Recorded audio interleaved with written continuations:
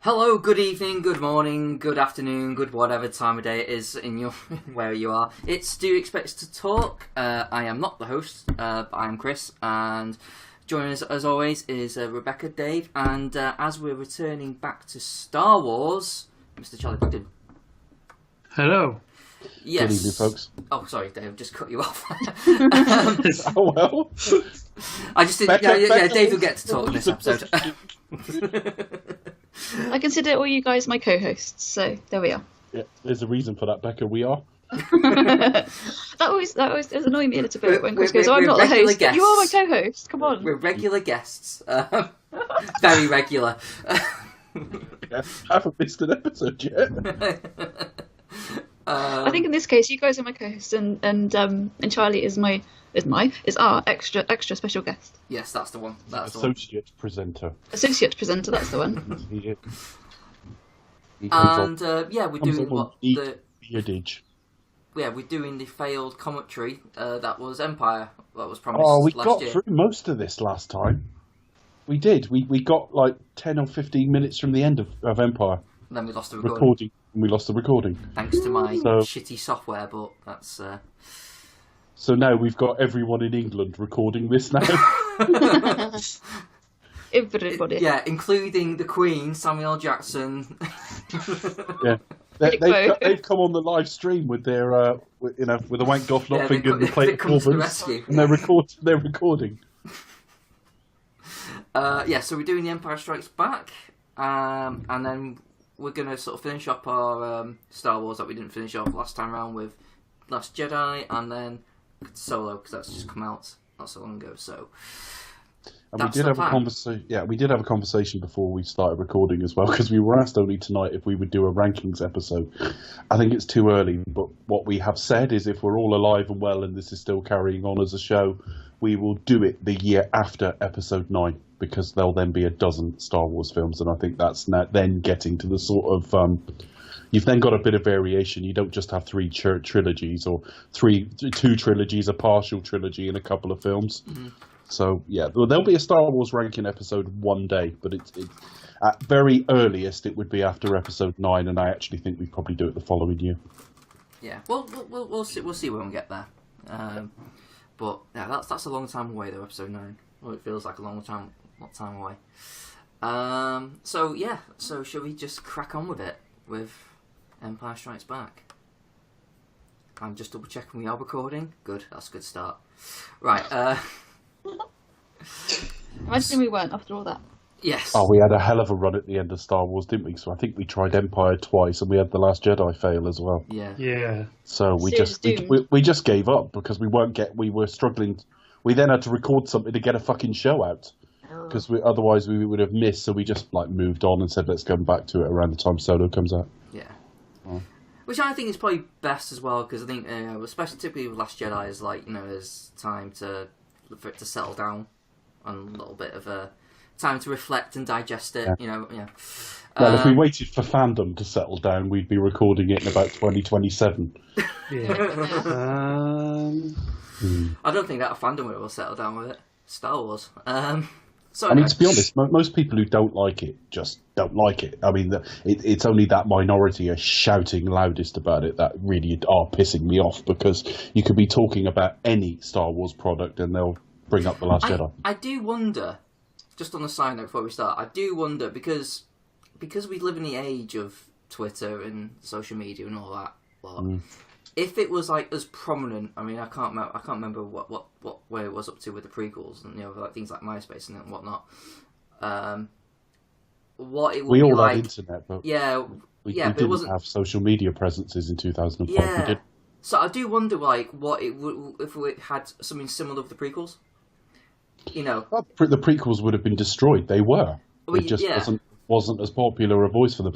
I think it's this come back George all is forgiven bullshit that I find hilarious, because the prequels are just bad films, by and large. But the thing is, if Return of the Jedi was, if we had all we had now and Return of the Jedi was released, it would get a kicking. It just would. It's just the way things are. Now, it's something a bit more disproportionate with The Last Jedi, and it isn't just people banging on about social justice warriors. It isn't. There are people out there whose opinion I respect who really, really struggle with that film. So fair play to them, but we'll come to it next week anyway. Yeah. And so with that note, let's crack on with Empire Strikes Back, the film that everyone loves apart from me. Contrary Chris. I know. Well, actually, Contrary Chris, that's your name. Actually, I'm not alone in this. I found out today. I found out, No. There's a lot of nutters around. Yeah. Ding. Anyway. Count us in and we shall get going. Okay. Oh, sorry, not counting you in there. I was like, okay, right. Right, on three. Get on with it. Okay, on three, alright? Sorry, I completely forgot to do that. I just thought, yeah, let's get on with it. Right, 1, 2, and 3. Bloody hell. Thought you'd never get started. Oh, it's starting now. Calm down. Yeah, to be fair, you've managed to miss 3 before, Becca, so... I did, yeah. Chris always, signposts it quite thoroughly now.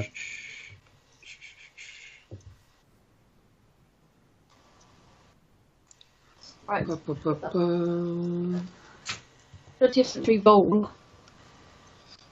Well, I'm on a long time ago in a galaxy far, far away now. I'm on Hacho Mucho Tiempo, because obviously for some reason I've got the Spanish version on. Oh, right, okay. Oh, well, this would be entertaining. Oh, this would be interesting.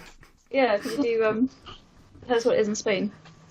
Entertaining and They educational get at the to same Cloud time. City and they realise... And they go, Episodio V, El Imperio Contracta. I'll just read it out. Come on, the it'll crawl. be funny. Es una poca oscura para la rebelión. Muchos Scali. Estrella de la Muerte ha sido destruida. Las tropas imperiales han obligado a las fuerzas rebels a dejar sus bases secretas y las han perseguido a través de la galaxia. En fuga de la temida flota imperial, un grupo de guerreros rebeldes liderado de Luke Skywalker ha establecido una nueva base secreta en la remota tierra congelada Hoth. Darth Vader, señor del mal, obsesionado con encontrar el joven Skywalker, el despachador el llano espacio miles de sondas a control remoto. Well, that's the trailer sorted. I am tempted to just fuck with people by putting that out as the trailer. That was amazing. No context at all, just put it out. I'm surprised that no mention of Chris Waddle in that. Oh, I know. Hey, I was also... Minky Pink, Yakul Fumbo. I love the fact that instead of Chris Chris Waddle, Lord Vader, Escultio.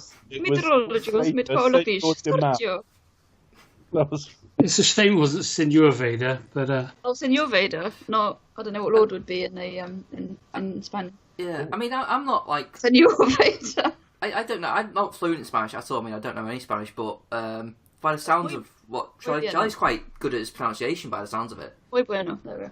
Yeah. thank you. I wasn't expecting that tonight. Muy bien. No, it wasn't. Do you expect us to talk? Yes, but you don't expect Charlie to talk Spanish.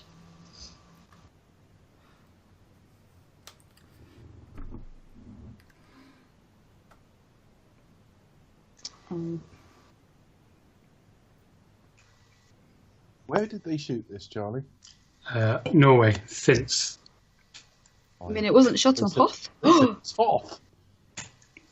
And obviously Lucasfilm's studio, or ILM's studio, where they did all the stop motion stuff, which is just amazing.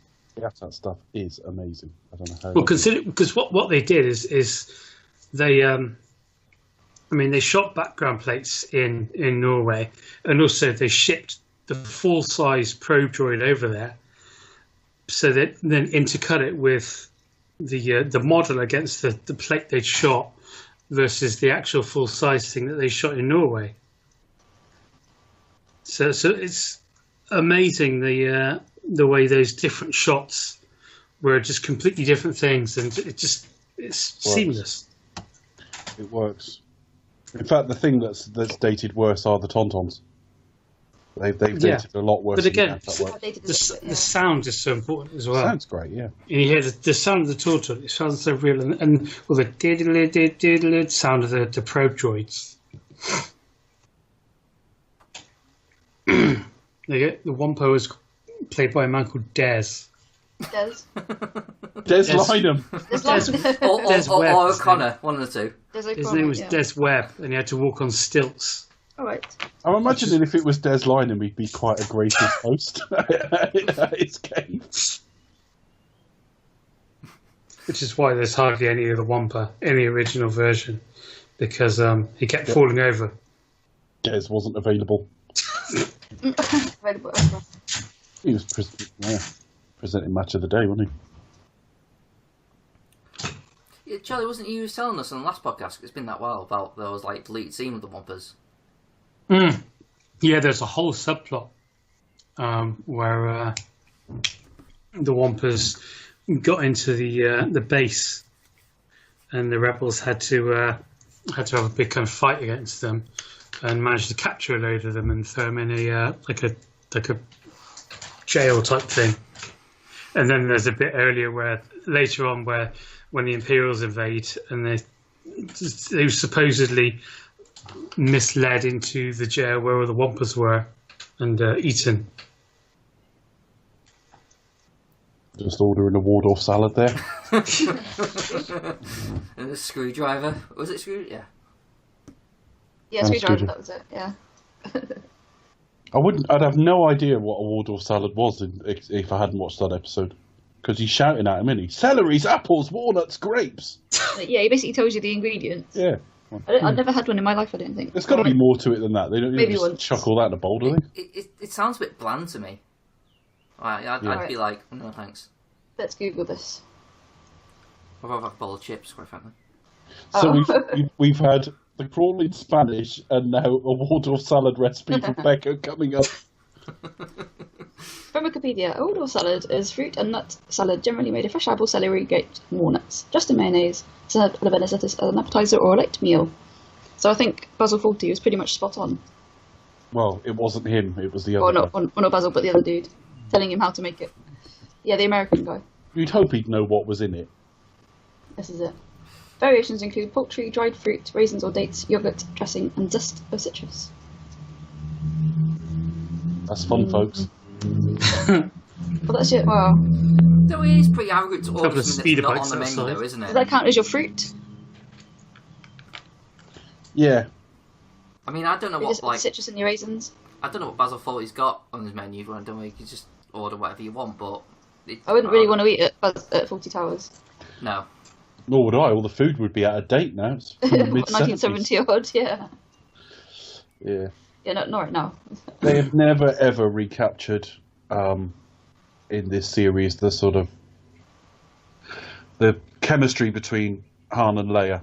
They've tried a couple of relationships afterwards, and they've never got near it. I think they're one of the most famous on-screen couples. I think it'd be hard pressed to find, especially in terms of sci-fi as well. It's like one of the ultimate on-screen pairings, really, isn't it? In terms of romantic couples. Well, to be fair, you've got this, and then you got Anakin and Padme, which isn't really much context, really. I mean, other than maybe in the new Solo film, that's about it in terms of straightforward romance stuff. I mean, everything else is still kind of not really. You got vague crushes in a new series now, but there's nothing hardline about. This is a clear romantic story between the two. I kind of felt like in Solo, I mean, the performances are really good, but I didn't quite get that chemistry, but maybe I need to go and see it again. I don't know.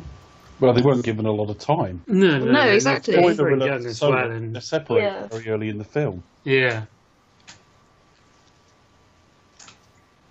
But then there still has to be a certain amount of, when they have a scene like that, I kind of felt a bit oh, that's nice. But yeah, no, fair enough. But I think, they're really good performances, and I really rate both of them as actors. But I didn't feel the chemistry.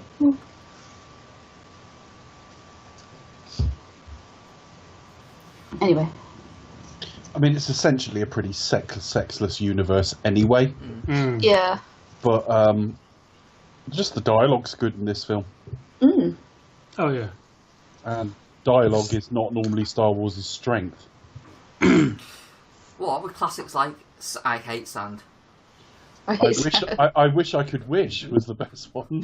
Oh, God. Well, just wish it then, Anakin. Just wish, yeah, it's easy. Just wish it. Well, that was the best thing George Lucas ever did was bring in other writers. Yeah. I just wish he did it for the prequels, but he asked them, and they said no. No, Really? he had Tom Stoppard do a polish on episode 3. Yeah, but he asked Lawrence Kasdan, he asked Irvin Kershner. Why did they say no? I guess they've moved on.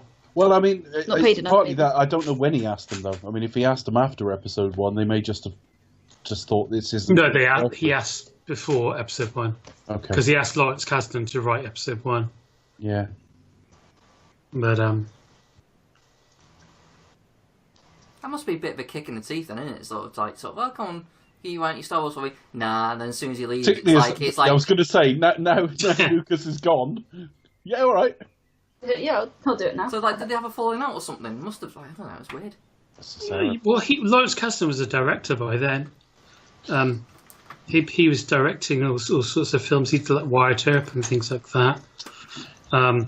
So I guess if you're at that point in your career, there are certain things you might want to do, and maybe the fact that Han was a character in the new ones, character in the Force Awakens. I think the other factor were probably that I would guess is that I would think he would have more story input now than he would working with Lucas. Lucas would tell him the story and say, "Go away and write that."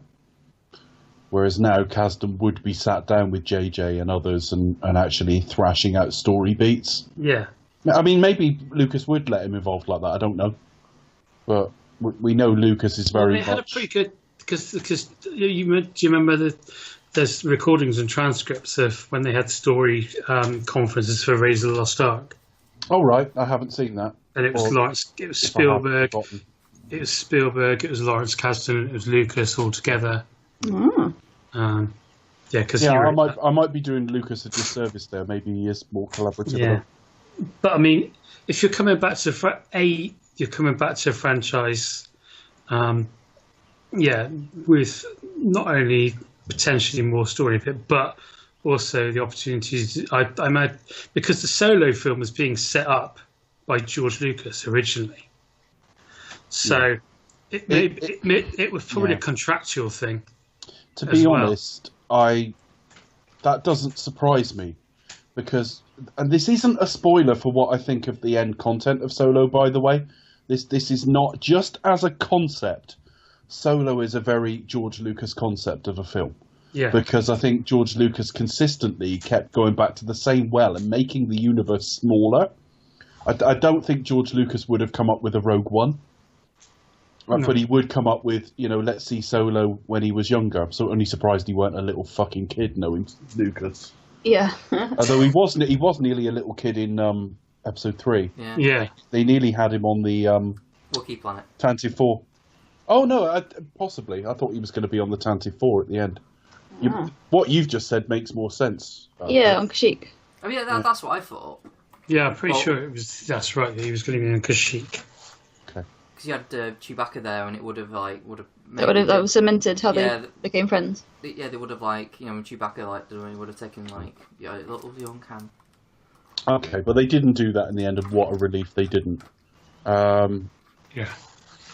But yeah, Solo as a concept did not get my blood pumping. It hasn't surprised me that it hasn't done that well. What has surprised me is how quickly, how steep the second weekend gross drop has been. It's dropped something it's dropped like 77% in its second week. To be fair on it, I don't think its timing has helped. I think because it was released on Euroday, which isn't particularly a good release date anyway. They made a stupid mistake by not doing it at Christmas instead and doing it in May instead. The problem is as well that Last Jedi was still in cinemas in January. Exactly. There was hardly any marketing for this film until it was too late. Yeah, Because they don't want to cross over with. It really has been marketed very poorly indeed. I think it really has. It's because Disney's got Mary Poppins, so they want that's going to be the big Christmas release. It's going to be further on up the schedule, isn't it? Marvel are going to have the same problem next year, trying to market things like Spider-Man before Avengers 4 comes out. I mean, I do. No, you got Bond coming out soon as well, so. But they'll market Bond fine. They always do. I do wonder because there'll be less competition. Well, no, they won't because it's up against. No, I mean for Solo. Like at the moment, I mean you've literally got like Avengers, Mission Impossible, Jurassic Park, Deadpool.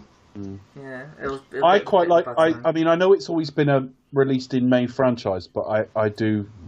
I was getting accustomed to it in its December slot and kind of like it there. Yeah, it feels much more like an event to build up to. It does, yeah. Christmas movie, definitely. Yeah. But I do wonder. I'm not one for. Well, maybe I am, but for speculation. Cherry. No, I'm not one for speculation or anything, or because I don't actually know. But I do wonder that maybe there was a little bit of because of the trouble with production and maybe the bit of the backlash for the Last Jedi. I don't know. But maybe there was a bit. Okay, well, let's get this out Jedi sooner, backlash. And I have a bit of a gap, and we'll have the new one. Have a bit of time to build excitement for the new one in 2019. Oh, I'm expecting a pretty special marketing campaign for Episode 9 because they've just got clear blue ocean between now. That'll be immense. So maybe just have things settle down a little bit. Yeah. I do wonder whether that's part of it. I mean, I'm not going to get too defensive over The Last Jedi. I liked it more than I would suggest the average, even though I've got some real problems with it. We'll come to next week, but I can't deny there's a backlash element. Critics liked it, fans didn't, by and large. I do think it's not as hated as social media would lead you to believe, because that's just people, the whiners mad off most. But it certainly wasn't the Star Wars people thought they were going to get, and arguably that they wanted. And then they followed it up with Solo, and Solo is Harrison Ford. It's a difficult sell when it's not him. And it's quite an uninspired concept. I'm not talking about how the film came out. I'm just talking about as a concept. Let's do a Han Solo film. Let's fucking not. It would have been better if they just did a Lando film. Because he's such a smaller character, you got more to go on. Yeah, would that have sold, though? Sorry? Would that have really sold, though? I don't know. This didn't sell, did it, really? I know. I think you got more. I know what you're saying, though. It would be seen as less of a sure thing. I can see why you make a Solo film, but I can also see why people didn't exactly go nuts for it. And I don't think it would have been... I mean, we're not... If The Last Jedi had either not existed or had been wildly loved, I don't think... This film wouldn't suddenly have done 2.5 times the gross it did. So I think it was always, from the numbers that it got, going to be a disappointment, financially. But then maybe that's just about adjusting your expectations. The problem is there was pent-up demand for The Force Awakens, and it did really well. It did over $2 billion. Well, you can't expect that every time. No. We get that on a smaller scale with Bond. Skyfall did $1.1 billion, and now they think they can do that every time. And, Bond doesn't normally do that.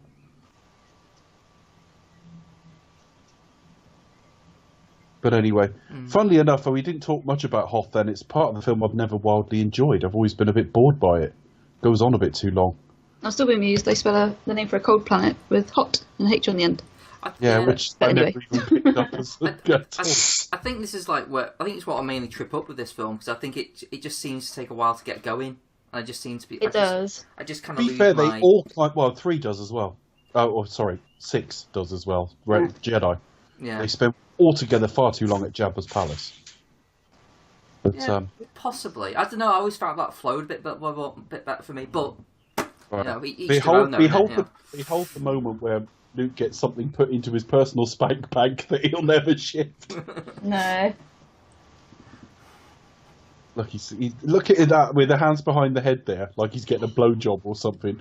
That is, he's knocking one out over that later. To be honest, in defence of that, I do think that's more to wind up Han with, rather than he's just I don't see Luke as that type of character. I really don't. I think that is Luke's genuine enthusiastic reaction to it. There's something very weak coming through. It's Luke. You do say.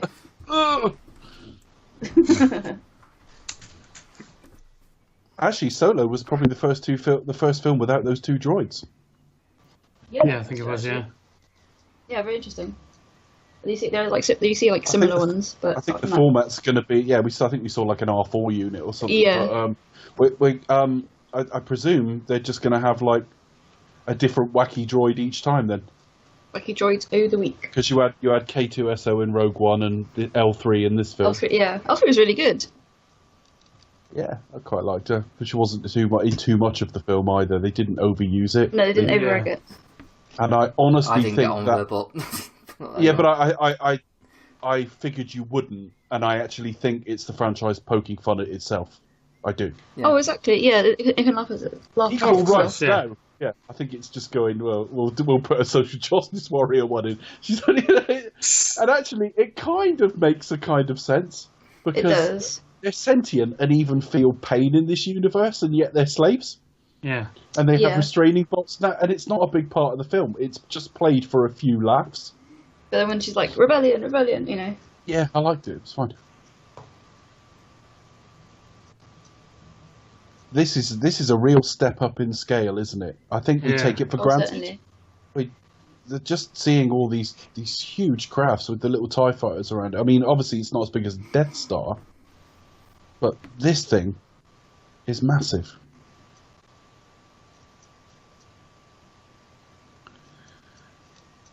This is probably the film. It's not changed much, has it? I mean, it's still the similar sort of layout in the new ones, isn't it? The Imperial. The visual canon's very simple. Oh yeah, yeah. But it's a good setup.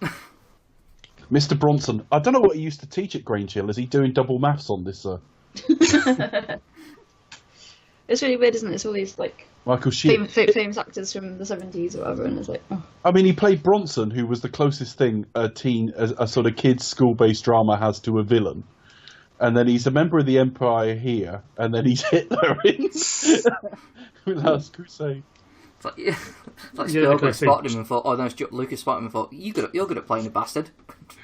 The other guy was Jesus. Which one? The Admiral Piet was Jesus in Life of Brian. Oh yeah, of course he was. I don't think I even knew that, and I've seen both, but I've never made that link. And that's the other guy was the guy from Last Crusade, Donovan, and he was in. I know he was in it. Yes. We know about him. That is some bad back projection there. I've never really noticed how bad that is. That's pretty sad, isn't it? It's fine for 1980, but it's. But on the Blu-ray, it's shocking. Positively shocking. Positively shocking. It just sticks out on us like a sore thumb, unfortunately. Do you know, Peter Mayhew is incredible at acting through a mask, because when they brought back in The Force Awakens, but a lot of the scenes were done by the new guy, I thought I could tell when it's Peter Mayhew in the mask. I think I can tell by... see a subtle join. It's just... I think I can tell just the way he moves his head and his eyes. It's very different.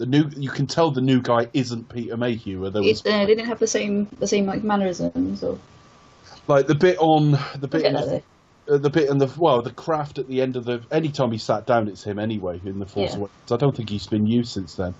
No, he's largely retired now, isn't he? His knees are gone. He can't stand too easily. No, and he's like 10 foot 10. Well, he's quite tall. He's shorter because the new guy's 6'11" or something. Yeah, he's like nearly 7 foot. Or 6'10". Yeah, but Peter Mayhew was like 7'2". Yeah, he was exceptionally tall.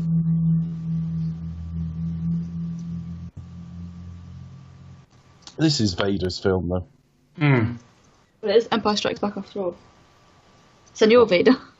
Senor Vader. Senor Vader. Yeah, because he was a bit of a lackey in the last one, and yeah, he's at the best of the Emperor, and now he's like right. Senor Vader. Well, he was kind of everybody's bitch in the last film. Yeah. This is quite. Do you know what? It must have been a fucking nightmare photographing him at the time. It's very difficult. It's a shame that. Well, I've kind of muted it. It's a shame you can't hear like the music and like his voice and everything, because every inch of him is iconic. Well, not that part. Not that part. We don't know if he lost that, do we? From the waist up. From the waist up. From the waist up. From the waist down, he's mediocre. Becca's review of Senor Vader. Senor. Senor Ding Dong. What's the Senor like from the West Stand? Nothing special. I haven't seen it, so I don't know. That's. We didn't even see him dial. I mean, he didn't. That's for Mrs. Vader. He didn't have to call directory inquiries or anything. Oh my god. Oh. That's quite funny. Even at the That's what Senora Vader to find out. Even at the end of her life, Carrie Fisher could remember this dialogue perfectly. Yeah, she had to deliver it so many times. She's legendary. That's the only plus about not recording The Last Jedi at the time, because it was coming up on the anniversary of her death and stuff, and celebrity deaths don't normally get to me too much, and at the time hers didn't, although it was a surprise. But a year later, and how good she is in The Last Jedi. It hits home, doesn't it? It got me. The Last Jedi really got me. I was struggling not to cry during the episode. Very well, Dave. Well done. Well, The Force Awakens, I don't think she's particularly good in, and I thought it was some botched work at the time, but looking back on it, I think it was just nerves. And we all sort of carry our nerves different ways, and hers sort of was slightly pursed lips, and she was a lot more relaxed in The Last Jedi, and she was just great, and we believe the original version of Episode 9 was going to be her film. So, yeah, never mind.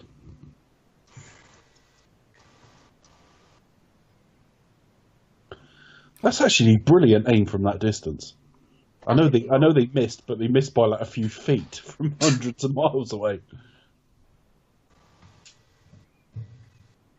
Yeah, we are altogether way too long on Hoth. We're 25 minutes into the film now. That's Thunderbird 2 that just launched. But I think it's needed because of the different structure of the film. I wouldn't argue, but tell us why. Well, because this is our Battle of Yavin. Right. So this is... It becomes a war film. Where in the last film, we ended with a massive battle and a win for the rebellion and everyone was happy. This is, again, a big battle, but it's an immediate showing the difference of how this is going to be, and it's not just going to be a simple adventure where the rebels are kind of being all Flash Gordon against the Empire and doing well. It's to show where the characters are and where they're going to be, which is kind of just the stuff for obviously Han Solo talking about going off to Jabba the Hutt. So he's going off that way. Princess Leia isn't sure what to do with him going off and the stress of leading the rebellion. And then Luke is going off his own way and being the new commander is in his promotion. So also leading all the fighters and everything. But also knowing in his mind that he is going to have to leave them as well, going off to see Yoda. But again, just showing just the huge stakes that are here. And in so many other films, the Death Star would have been kind of like the end of it. Yeah. But it was just one thing. I don't think I've got a problem with any of it being here. I just think it's a very long first act. The first act of a film is never a third of the film. It's always a bit shorter than that. And I just think it takes 40 minutes to get to the part of the film I'm really particularly interested in. But that might just be me. I'm not the biggest action aficionado in the world anyway. So I get a bit bored by this. It just goes on too long. But I can defend it all being here. And it does set a different tone. I think the one thing it actually does that no one ever talks about is it sets a different colour palette. It does. Yeah, it changes completely. Despite the fact that the special edition is colour corrected to shit. Yeah, it's got all blue tinges and shit, yeah. But the first film is very sand, and the sort of third film is very forest. And yeah, warm tones. So the films are... And of course, his lightsaber's green in the third one as well, so... They do have a different colour palette. I don't know. No, you're right. You are absolutely right. I guess I don't have a problem with it. I just wish it had been slightly tighter, that's all. It's a very long first act. Yeah, no, I agree.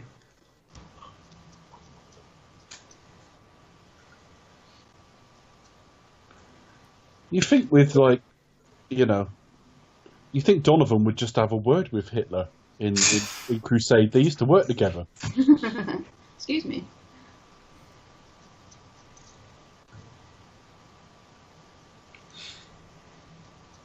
Yeah, the original version of this, the one Chris is actually watching, has got tons of like visible matte lines. Yeah, inside and some of the cockpits are. It doesn't look that bad though, I don't think. Oh no, it's wonderful. It's amazing. It doesn't really. I mean, I'm not really bothered by. No. You're not an effects snob. You never have been. But they corrected stuff that really didn't look that bad. Yeah. Ewan McGregor's brother, uncle. I mean, if anything, the stuff that they made for the special edition dates more than the actual work at the time. Well, I think they went quite obnoxious on some of the colour palette in episodes 2 and 3, particularly 3. I thought that very sickly green and purples you get in the first act of that film, and also I think I said it at the time. I'm very much a CG defender, but the CG wasn't ready. The fact that you can make something look like a vaguely realistic digital character doesn't mean it's. Episode 3, for example, would look better now. Obviously. Yeah. Most of this stuff looks really pretty good. Like I say, it's not even a criticism, but the Tauntauns don't look amazing now. Not a criticism in the slightest. The AT-ATs, you can actually see it's stop motion now, but it doesn't look bad. It really doesn't. They've put a bit of motion blur in as well to help with it.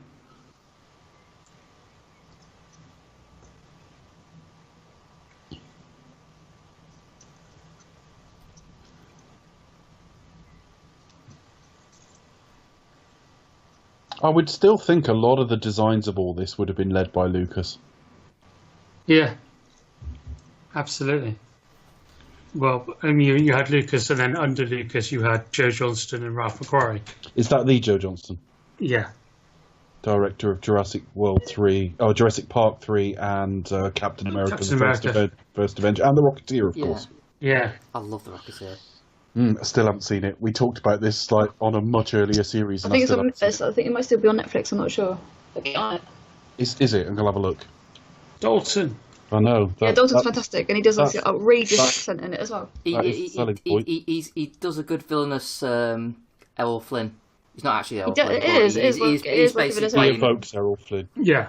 Oh, you've just put me off because I'm on my Netflix app typing in Timothy Dalton. I meant to type in The Rocketeer.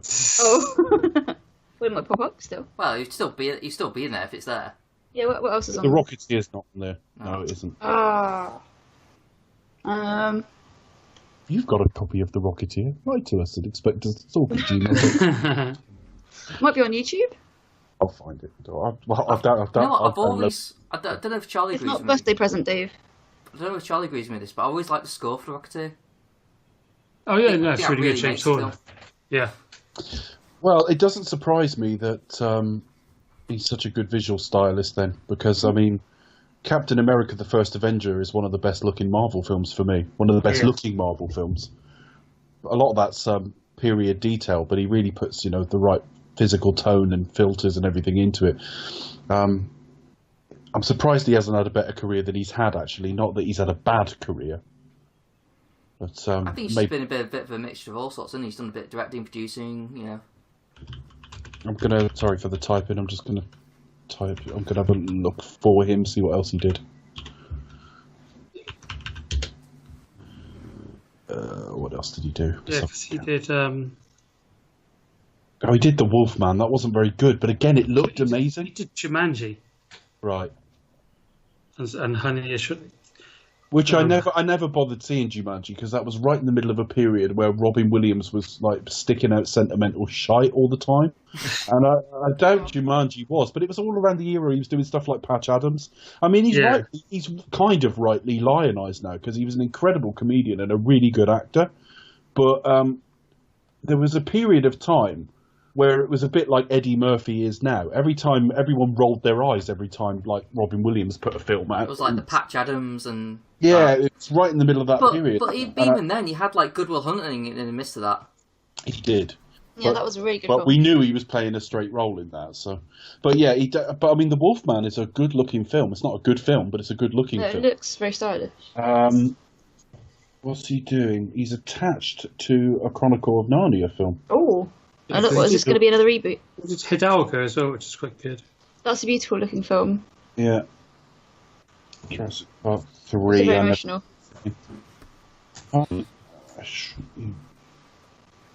Yeah, Honey, I Shrunk the Kids. I mean, when you look at it, a lot of this stuff's really I've not seen that film for ages. Was that 1990 something? Nice director, though. I've never seen that in cinema. I think that's probably one of the first ones I saw like on video, maybe. Oh God. I was about to say, where's Rick Moranis now? But obviously he's raising his family. He's reprising the role, one of the roles that he's played in an earlier film. I forget which it is now. It might even be Spaceballs. Oh, cool. That'd be amazing. I think he's sort of... Yeah, his wife died of cancer, didn't she? Yeah. Very sad. Here's C-3PO about to break the fourth wall. Yeah, it's very clever. It's not. Looking at a camera's not really clever, Becca. Well, no, yeah, but it's for Star Wars. For film, that's George Lazenby's clever, isn't he? That's what I was just about to say. What the people looking at the camera and say, this didn't happen to the other fella. This didn't happen to the other fella. No. Yeah, it looks in a plumbing English accent. It hasn't really worked much since the 90s. So. No, but it's just one of those things, it's not something that Star Wars series is known for. So that's, I think it's obviously not clever, but it's. I've not seen it, but there's an American sitcom called The Goldbergs. He's going to play Dark Helmet in that. Okay, that's a bit random. Yeah. So maybe he is sort of edging around thinking about doing some work again. He's quite old though now. I was quite surprised how old he is. His family's kind of grown up now a little bit, isn't it? So they've probably grown up full stop, I would have thought. Yeah, they're fully grown. I mean, he obviously got adult children. Did what was right. His kids had lost their mother. Yeah, well, that's what he did. That's why he kind of didn't make films. He was just basically raising his family, wasn't he? So. I actually like The Escape. It's the one bit of Hoth I really like. Them sort of fucking legging it just as Vader's getting there.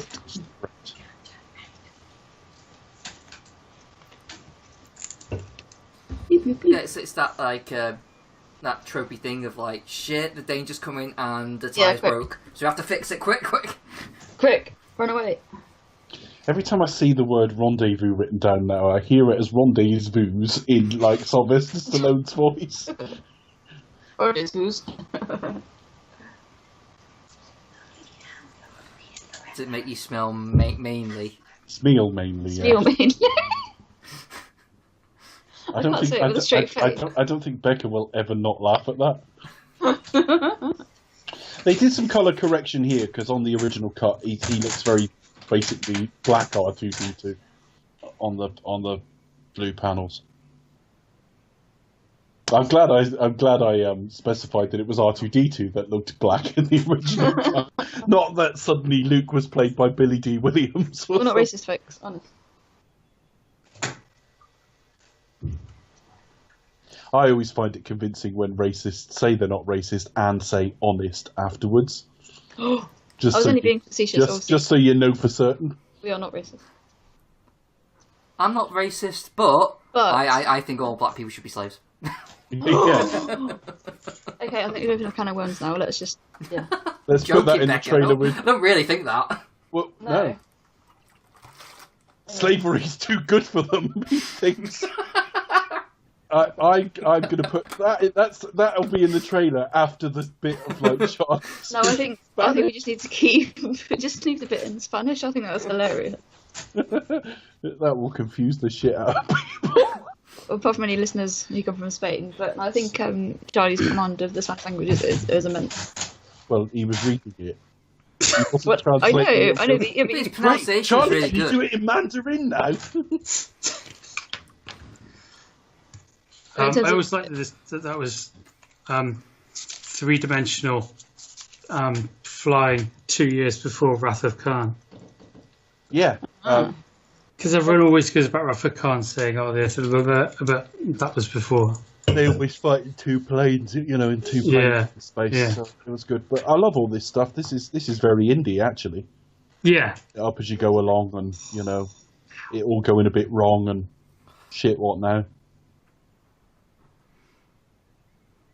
But Indy had never had a Chewbacca to play off, obviously.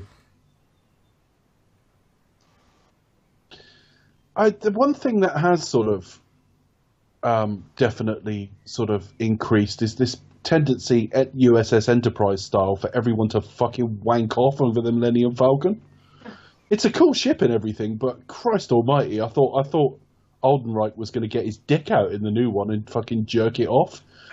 Particularly as it's not a one-off, because he says in that film, my father used to make these. Yeah, I mean, it's not kind of, well, I say it's kind of special. It's always been a cool craft, and it's always been very much associated with Han, so there was certainly going to be a big element of that. But the way it's a bit like in Star Trek, where you have a junior character having to sit in the captain's chair for a while, and they just like, or fly the ship, and they get so fucking excited, it's pathetic. But then you could say it's like in Star Trek the Motion Picture, where you have Captain Kirk and the whole love scene with him and the Enterprise when he goes to see the new one. Well, it goes on for about 10 minutes. But A, the music's really good, and B, fuck off. I mean, it's a similar sort of thing. We talked about this with Goldfinger back in the day, like how the fans. The Aston Martin, everyone wanks off. Not even remotely my favourite James Bond car. No, I think it's quite an ugly car, the DB5 actually. Sacrilege, not that I actually give a shit because I'm not. Well, he was in 2 films with Connery, and then he didn't have a car, and You Only Live Twice, and then Lazenby got that DBS, which I love. But yeah, I would say in terms of car sexiness, I think the DBS. Dalton's is very similar. I like that as well, and it's a shit film, but I quite like The Vanquish from Die Another Day as well. The Vanish. No, The Vanquish. It didn't have. Oh, here we call it The Vanish. I never liked the modern Aston Martins, but the Vantage that Dalton had in Living Daylights. Vantage is pretty good. Was awesome. The DBS is quite sporty. I'm not a big fan of the one that he drives in Spectre, just because I mean it's really bland. It's got all the clean lines, but it's a monster. Too clean. It's bland. It's not as bad as in Casino Royale when he drives the fucking Ford Mondeo. Everyday car. That's not dated well because he's using the sat nav on his phone and barely paying attention to the road. Yeah, sponsored by. It's not the product sponsorship, although it is a very, very obvious bit of product sponsorship. It's the fact that you're not allowed to do that now. No, now it's against the law. But yeah, but it's Bond, so what are you going to do? But yeah, they just that. Sorry, Bond, you might have lessons to kill, but the DB5 has become iconic, and it's just not a ship. I'm looking at this. It's not. It's not a car I particularly fucking. Especially when in the novels, Bond drove a Bentley. I know. Which we've yet to see. So, well, it's a 1933 Bentley, so I doubt we'll see it. I don't want to ever see it. No, precisely. Go to there's a page called on Twitter. There's an account called Bond 5464 or 52. Yes, that's really good, listeners. I recommend you follow it. It's got an artistic impression of that car as its cover photo. I think by Bond standards, obviously, but the thing is, in a later book, he did end up in a DB3 or DB4 or something. Yeah. So the DB5 kind of makes sense in it was kind of the natural successor. I don't mind him having an Aston Martin, but yeah, it's the thing that bothers Chris. It's like, here's the DB5. You all love it, don't you, folks? It's like, well... Yeah, it was just a little bit like, okay, DB5, check. They went 30 years without showing us the fucking thing. Let's stop it. Yeah, just pure nostalgia trip. See, I rolled it out and said, here you are. I preferred it when Roger had it in the Cannibal Room. Yeah, that was very clever. Still not seen Cannibal One. But I really wouldn't be that bothered by it if they just didn't make a big pizzazz thing about it. It's like, here it is, guys. If it's just if it was just happens to be the thing you drove. There isn't much from the Brosnan era I prefer, but I do prefer the way they used the DB5 in that, because it was just his own car. Oh, in GoldenEye. I'm actually thinking more Tomorrow Never Dies, because it wasn't even used in a set piece. He was up in Oxford brushing up on a little Danish with it, and then drove back in that car. Then you had a scene of him going around the corner. No, that was not enough. Then you kind of see it in the next film, in his car, in his DB5, accompanied by the Bond theme. So it was a very Bond moment. I'm uploading Cannibal Run to Drive for you, bud. Oh, thank you. It's fun. It is funny. It's hilarious. I might watch it too. I've not seen it for a long time, but I do remember it being very funny. This is an extraordinary set. The amount of the water they must have used on this as well. It looks like it smells bad, doesn't it, Charlie? It looks like it would smell bad. And it probably did. I would think the water would get stagnant. Stagnant, yeah. Does it smell bad on the inside? I don't know why they changed the line here. Yeah. You were lucky to get out of there. In Chris's version, you're lucky you didn't taste so good, which is a better line. Yeah, much better line. Yeah, that's a bit weird. Maybe, I don't know, censorship? Or, I don't know. No, they just picked a different line. What be sensitive about that? I just...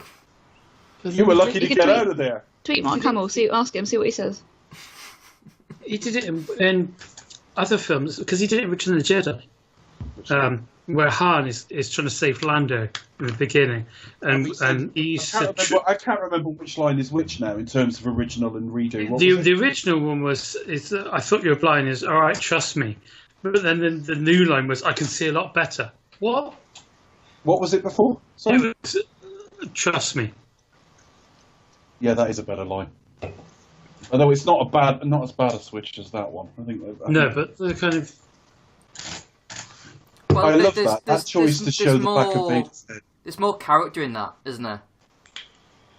Even though it's kind of just throwaway and over in a second, but there was actually more character, like thought character in that rather than... And it immediately refers to what happened in this film. Yeah. I thought it was really brave showing like the back of Vader's head like that. Yeah. That there's something a bit decayed in there, almost. We don't even know that's a human at the moment. No. Yeah, it looks like a corpse that's just been like found in a river.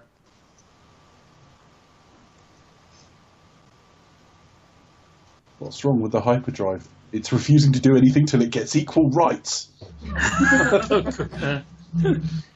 Bits for hyperdrives. Yeah. Oh, excuse me. Oh, I fell over. It's waiting for Ray to just sort of like, here it is, fixed it.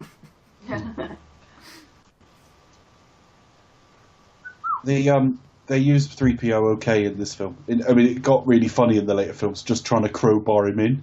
Yeah. I mean, like episode 3, he would just wander into the edge of shot, and that would be it. You watch episode 3, he's just like polished up to look very nice, and just wanders into the edge of shot now and again. Nothing to do. I think my favourite 3PO moment is in Force Awakens, just where he gets like... You probably didn't recognise me with this arm. He just completely cop-blocking Han. It's like, oh, hello. Oh, when he stood in the way. Yeah, that's brilliant. That might be the best use of him. JJ's got a pretty good eye and ear for comedy. Yeah. Which is something some people, again, stupidly complained about. Complaining that as if Star Wars has suddenly turned into some comedy when it's always been really funny. And this film is this one in particular is hysterical. Parts of it. Yeah, well, it's not George Lucas's sensibility as much. I mean, the prequels, like I say, he thought, he had this goofy sense of humour where it's like stepping in shit is funny. What's funny about this film for me is Harrison Ford is really, really funny without being even remotely comedic. Yeah. If you know what I mean. He's actually quite a serious screen presence in a lot of ways, but he's funny. He's just funny.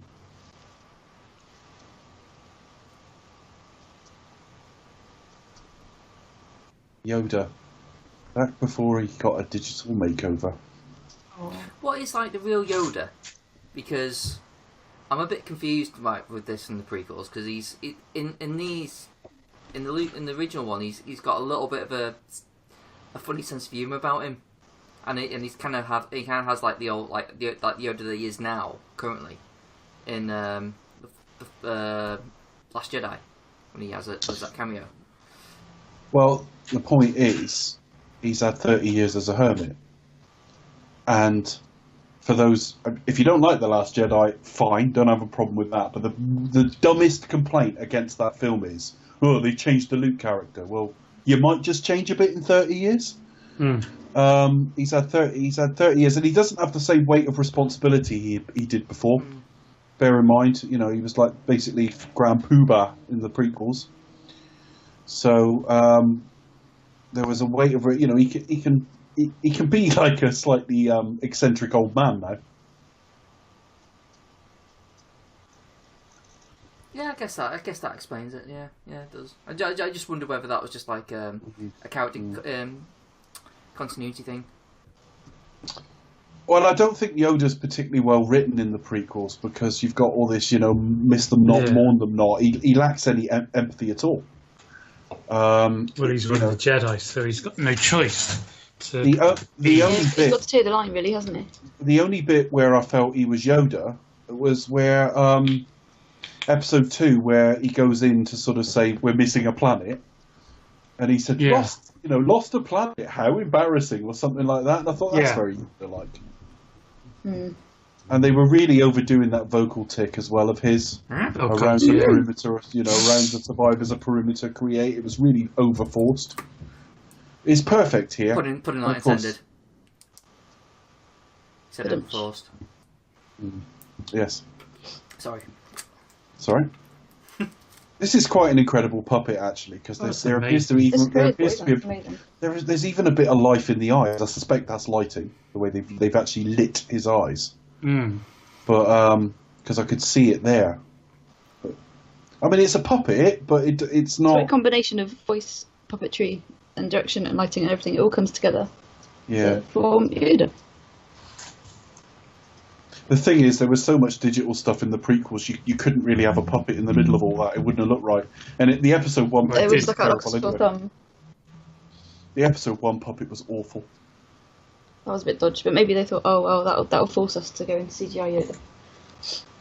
No, I think it was just a theory that Lucas was working to at the time, because he says it on one of the bonus features when he's talking to one of the technicians. He says, maybe he just looks different every 10 years or so, Yoda, meaning like he's just changed his appearance slightly over time, but it didn't work. I was glad they replaced that, to be honest.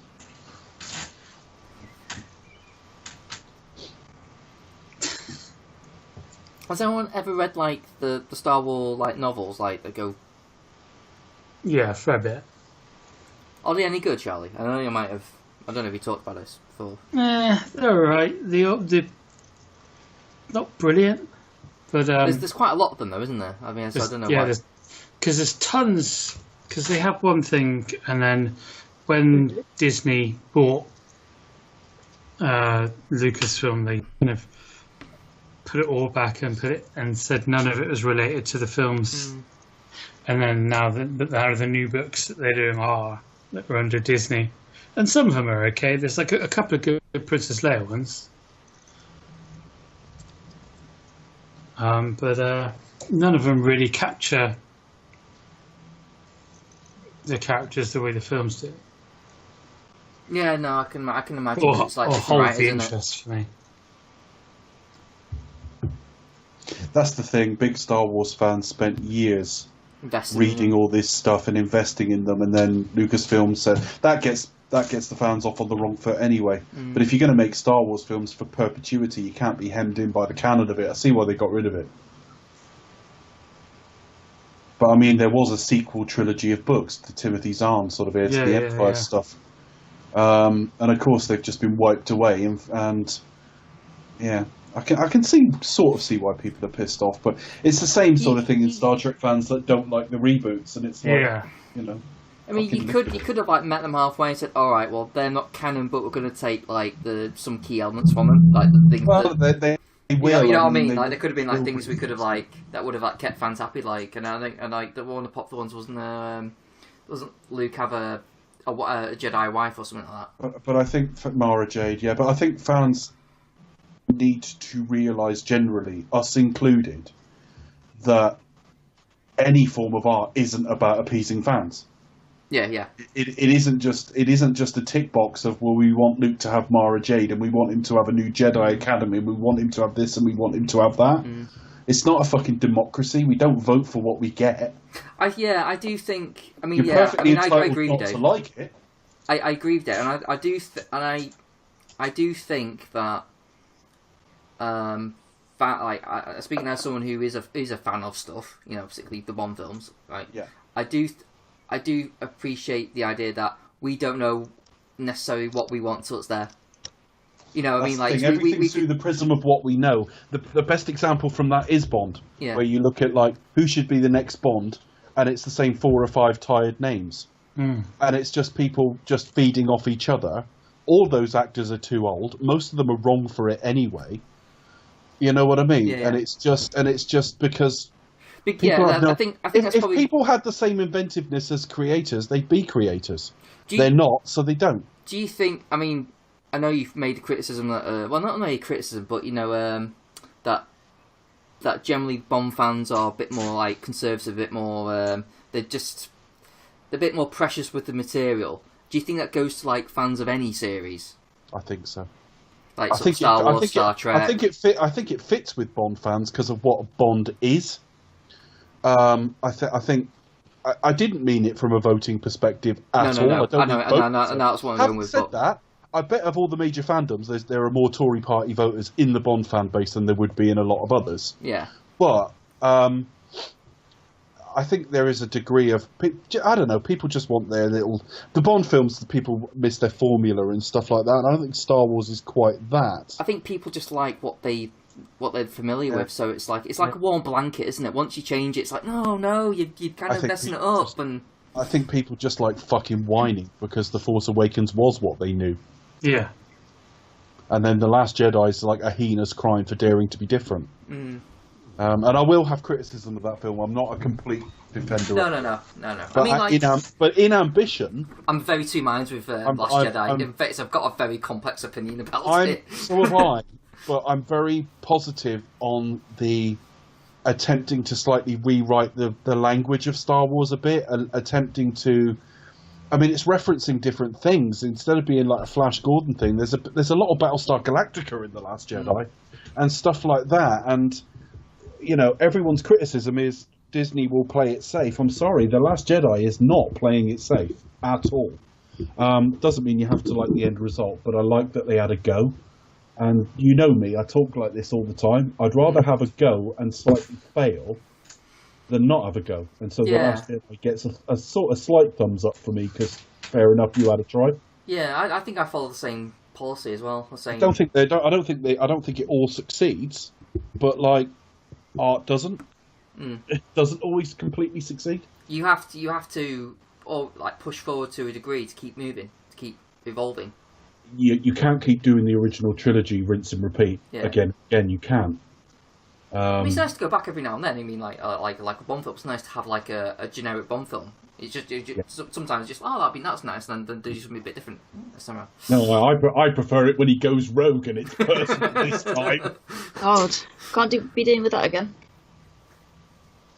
I think that's the new normal, Becca. He never goes in, just gets a mission and does his fucking job anymore. Well, I hope he does this time round, because I can't be dealing with it. He thinks that it won't, because it's personal now! It's always personal! Yeah. Well, he can do his own thing, just as long as he doesn't go rogue. Obviously, Act 2s always have to have certain elements to them if it's a trilogy, or Part 2s. So, I mean, there's a certain bleakness to The Last Jedi and the situation they find themselves in, and that mirrors this, but it's not a remake of this by any means. I don't know what he was doing with it. I don't know what he was doing with actual Episode 2, because that's fucking bollocks. Still the worst Star Wars film. That's the thing, the revisionism that, God, even the prequels were better. No, they fucking weren't. The prequels were piss poor. But I love Yoda in this, particularly the, here we go. It will be. I've seen like a slightly different take of this on the. Yeah, there are different versions. I think it was just the voice was different, but then they probably ADR'd it, and this version's better. For a trailer movie, for a trailer. I think it was just a making of thing. These effects are a bit, but looks pretty good though. Pretty good for the time. Is that a matte painting? Yeah. Yeah. Beautiful. This is the Minoc, isn't it? That's referenced in the Solo film Minoc stew or something, wasn't it? It's referenced as a food. Something like that, yeah.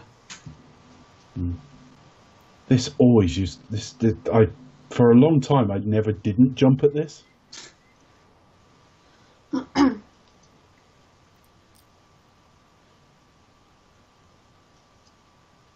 That's just him saying there, like, I'm not interested in your opinion, just reminds me of that supercut of Worf being told no on The Next Generation.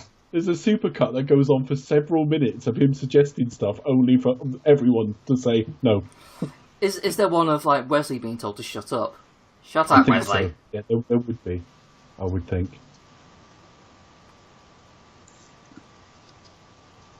Some of the visual language of this is copied in Solo, sort of flying sideways through things, which Becca immediately went, "Oh, a diamonds are forever" reference. What it was, I've been kind of set up to look out for it. So basically, my sort of friends on the Bun chat that just basically, going to see Solo, and I said I'll look out for a diamonds are forever stunt in the first part of the film. So I was kind of conditioned to look out for it, and then obviously there's a scene, which is obviously a callback to Empire.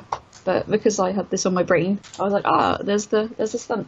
There's a long history of fans sort of Han just getting out of things sort of sideways at the last minute. Sideways by the seat of his pants. Yeah. Thankfully, there's no slide whistle anywhere. And of course, unlike Diamonds Are Forever, he doesn't. It wasn't that stunt. There was no slide whistle. No, he doesn't fly out one way to find come out the other way. Come out the other way up. God, that film is shit. We've still got a commentary to do on that at some point. Oh God. Oh yeah, that's with the shot in the cockpit, kind of just moving the camera the way around.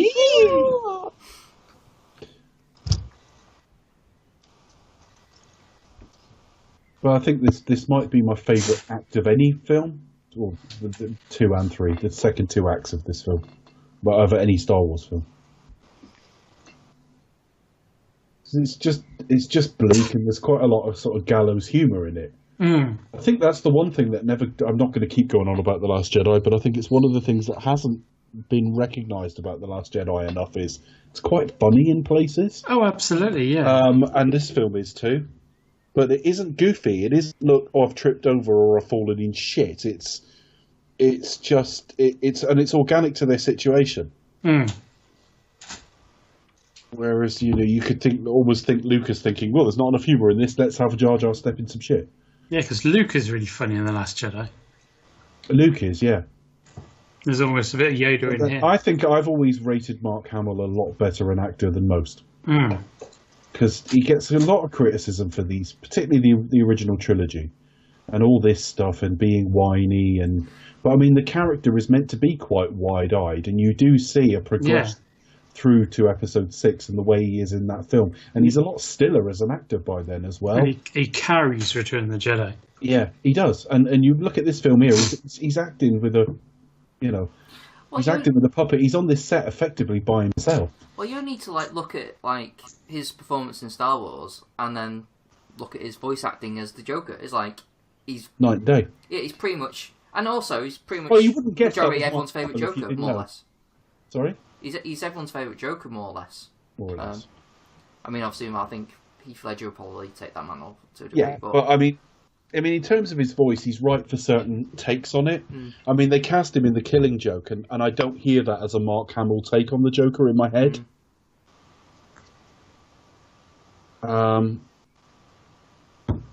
But obviously this is a slight flaw with this film, because his training is at best a few days.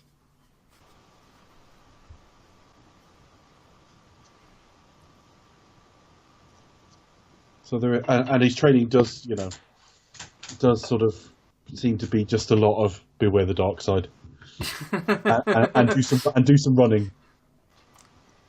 Well, it's kind of just like Last Jedi, isn't it? It's like, Ray, lift some rocks, right?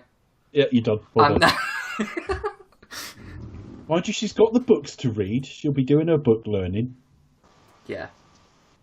I mean, in Empire's defense, you are meant to Luke is meant to not be ready. I know, and it's also it's a visual shorthand as well. I mean, you can't have him disappearing there for months when you've got cross-cutting stories, but it is a flaw. It is. It's he gets through the vast bulk of Jedi training in a day or two, probably. At best, a couple of weeks. I mean, Han and Leia are not out there that long, we don't think, or the film doesn't sell us that anyway. But I think Mark Hamill's terrific in this. I think he's a pretty decent actor, actually. I really do. I just said, he is literally acting up by himself with a puppet. Yeah. And there is and a small guy in a box. Subtly. And it's subtle. It's a bit like and this was just aging, but it's a bit like comparing Chris Pine as Kirk in the 2009 film and in Beyond. That it's effectively the same actor giving more or less the same performance, but he's matured. And there's a stillness to him, and Luke's got that by episode 6. When he's at Jabba's palace, you're like, no, he's ready now. Yeah, he's calm, collected. I've always found the one thing I will say about the original trilogy in general, and particularly this one, I think it's very true of the third film as well, Return of the Jedi. Very, very watchable. I mean, I think the prequels are just bogged down in a lot of exposition and people talking at each other. And I'd say The Last Jedi as well it's quite a challenging film in a lot of ways, and I don't see me watching it a lot, like it or hate it. These you can just watch anytime. They're really easy watches. But I love they've taken what they've done with Vader in this film is extraordinary, because he was kind of bitch slapped around in the last film. He was a lackey. I'm suddenly blanking. Tarkin. Yeah. Tarkin. Sorry, I just couldn't think of Tarkin's name for a minute. He was Tarkin's bitch, and yet they've absolutely built him up to this terrifying being in this film. They really boosted him up. I think in terms of like physicality, he still casts a terrifying shadow in the first film, the film before this. But yeah, and this time around is utterly terrifying. I can't think of another series that's done that. I always find the scene a bit creepy. Vader, as Vader's reputation, all right, the iconic shot might be him coming onto the Tantive 4 in the first film. But all the character bits are from this film. Sure. Because he's fading in the next one. I think it's you know how you have like a dog on a leash, or basically like Tolkien. That's a different series. Yeah, you do look in Lord of the Rings now. Tarkin basically had Vader on a leash. Now Vader is like this immensely powerful thing, and I didn't quite come across as like he had like a dog on a leash, but now he's out of the picture. He's on the leash, and now it's like he's this guy who is got this. I've never really noticed. I'm sorry to interrupt. I've never noticed how much that bounty hunter looks like a Gorn. Yeah. From the original Star Trek series. It's probably There's some weird looking features there. Right, Charlie, explain to me the appeal. Right, let me just say my bit, then prove me wrong. I have never got the appeal of Boba Fett. I don't want a Boba Fett film. I think the character does fuck all. I think the armor looks all right, and that's about it. In the original cut, he had that voice, which isn't in this cut, which is annoying. What is the appeal of this Boba Fett character? Because I went through about the first 15 years of my fandom knowing this film really well and not really even knowing who Boba Fett was. Because he's barely named. No, I just mean like I think he is named at one point by like Lando or something. But if that goes over your head and you don't really notice, he's just one of the guys, and he's the one that gets closest to getting him. What's the appeal? I think, I think his armor is a really strong design. But I think out of all of the bounty hunters, he's the one. He looks kind of, to me, he looks and feels kind of not only enigmatic, but in the way he looks, but also in the way he talks to Vader. There's kind of a mutual respect there, because he talks back to Vader later on when he's torturing Han Solo.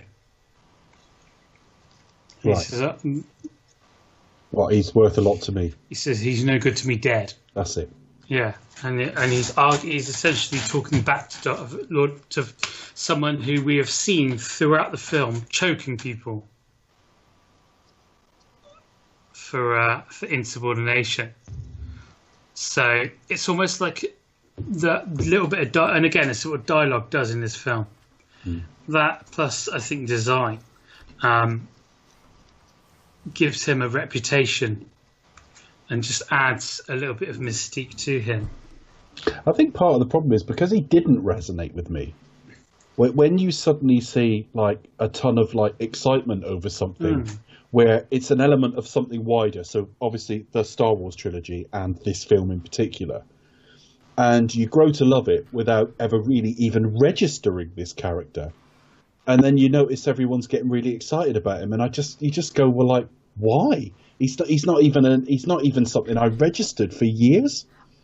I'm guessing it all came from when this first came out. I think people had that like, expectation of, like, oh my god, I can't wait to see him in the next Star Wars film after this, because I feel like he's going to be badass. Yeah, he looks cool, and he looks like he's going to have a much bigger part next time round. Yeah, you know, I think it all stems from that, and like what Charlie just said, like he looks cool. There's a certain amount of promise, and there's a mystique about him. I mean, I guess what I don't want is I don't want the solo film version of a Boba Fett film. No, I don't want him to be like, this is how he got his version of this. I don't want He's a good guy, really, but I don't want an origin story. No. If you give us we know that. If you give us a Boba Fett kind of mission type film, yeah, maybe. I love the fact that Yoda looks excited here. It actually it manages to convey that he's actually excited at Luke's raw ability, and then he's like, "Oh, maybe not." And that is some real gentle puppetry there. This whole scene is just amazing. The music's great as well. I love Yoda's scene.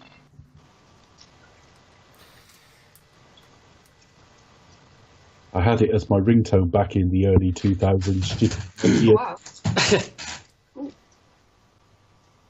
There's a lot of time where Luke's theme is played as well, like it was then, in a really kind of minor key. Yeah. So it's got a really kind of downbeat feel to it. Yeah. Maybe it's almost well, kind of... think most of this film is them not doing anything very well. Subliminal. I mean, well, yeah. He stuffs up most of his training, although he is learning, but he's learning, we're seeing all the drawbacks. Han is like making a right pig's ear of most things as well. I love this. Luminous beings are we, not this crude matter. That might be my favourite line in Star Wars. It's like Buddhism, really, isn't it? I think that will have been an influence. That would have been an influence, definitely. Yes, like Buddhism, Taoism. And yeah, that's another big one.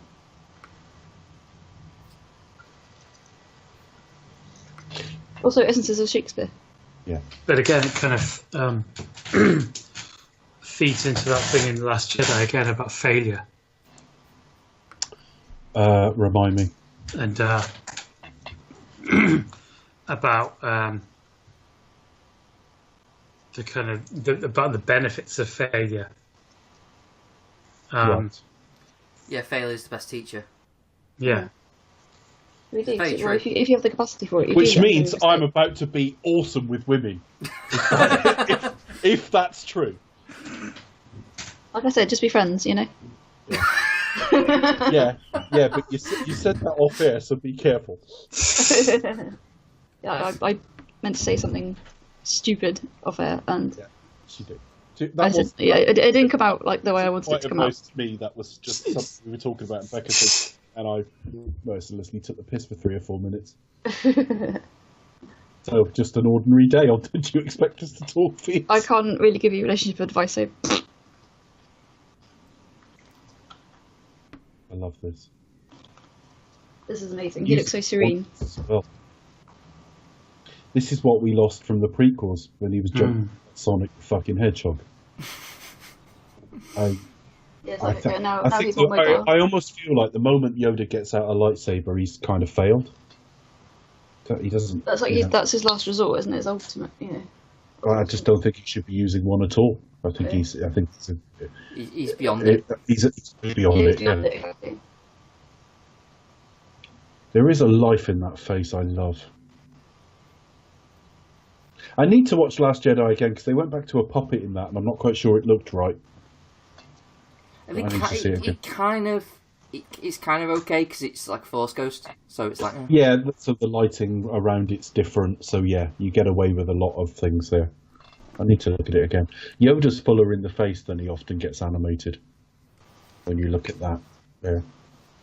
Yeah, apparently they went back to the molds for that puppet.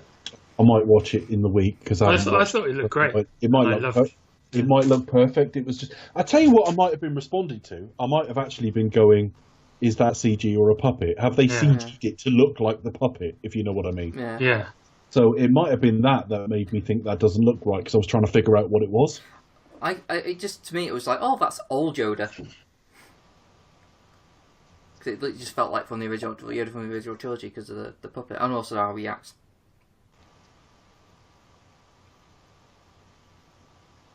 Don't fail me again. And it's just you wouldn't want to work for him. Let's be honest. Apology accepted. You did. That's got some great brakes on it though.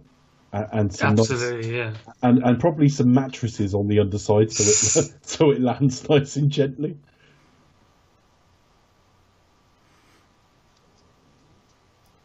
Sorry, Charlie, can I ask a question about Lightspeed?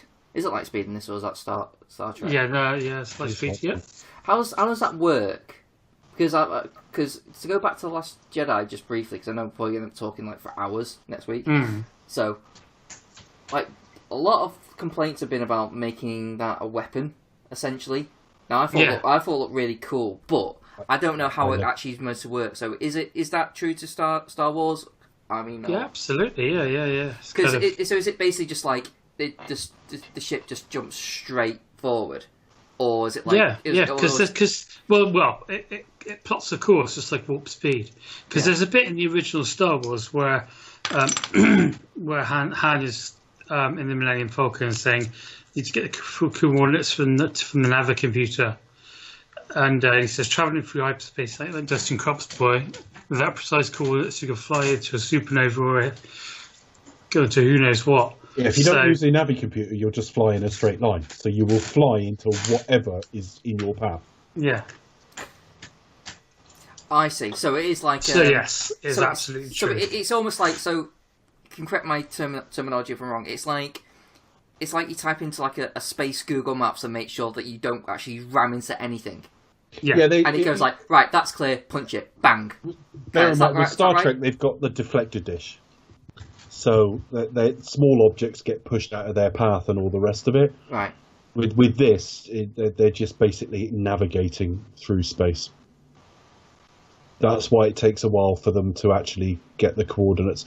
And that's why the Kessel Run is like a unit of distance. It's faster because it can get there in a shorter distance because it can navigate better.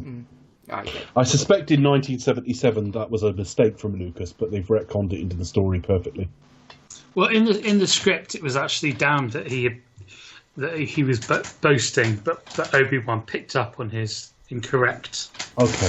Yeah. So it was an error, but it was an error that was corrected only at script level and not... Yeah. Sorry, it was an in-universe error. It was an error from the character, not the writer. Absolutely, yeah. Mark Hamill is just so committed to all this stuff. Such a good mix of people as well. Youngish, sort of Midwestern farm boy, which you can imagine like Hamill being, and quite a laconic guy in Harrison Ford, and then Carrie Fisher can play almost anything, really. Real good mix of characters.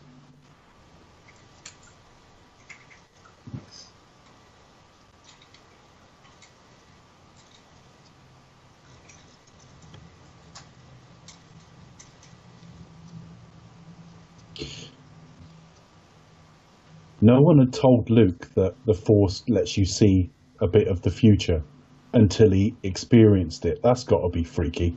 Yeah, again, this is one thing that people seem to complain about The Last Jedi, but you think about all the different Force powers and things that are introduced in this film. Abilities and right from, I mean, they hardly did anything with the Force in the first film, and then right in the first 10 minutes of this one, you've got Luke levitating his lightsaber into his hand. Yeah, which we didn't know they could do. Yeah. I love this. I mean, the idea of the Force, I don't remember there being put any limits on it, and the idea of having to manipulate the environment around you, it is open to limitations, isn't it?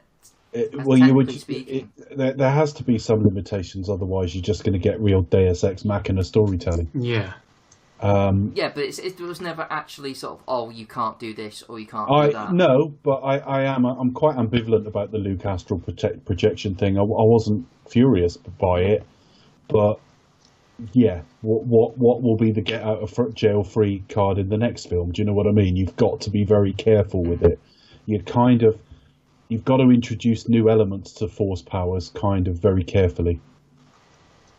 That's all I would say. I'm not saying it should be locked down to what we have, but just be careful, because suddenly they become all powerful and there's no danger. We've got a bit of that in episode 2.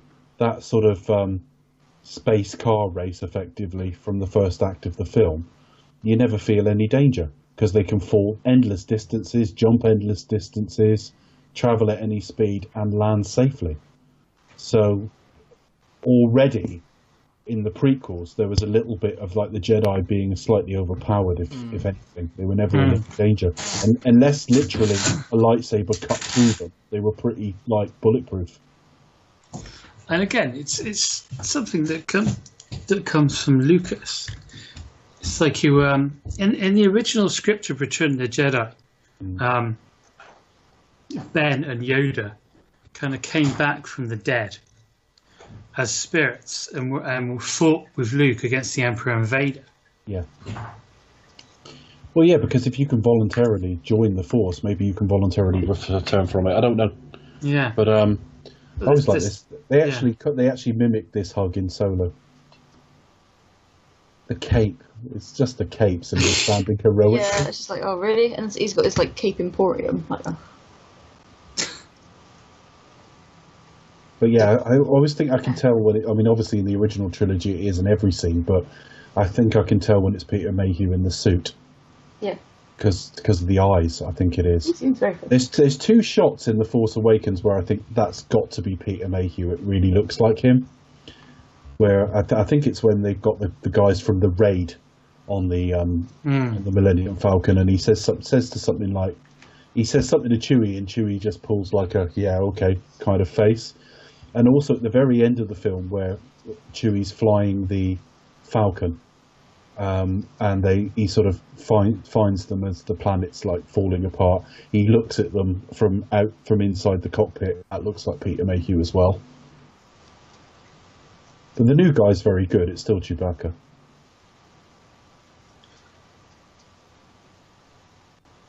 I love this. He's not interested. I love that. I don't care. So what? I'm C-3PO. Couldn't give a toss. Yeah, but he wants a bit of Leia. In fact, he wants to lay her. Hey. Yes. This was very special editioned up because those windows there were kind of just plain panels. Yeah. Doesn't do any harm, doesn't really add anything either.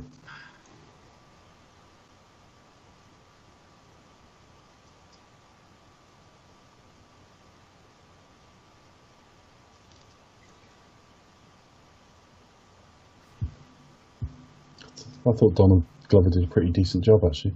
Yeah.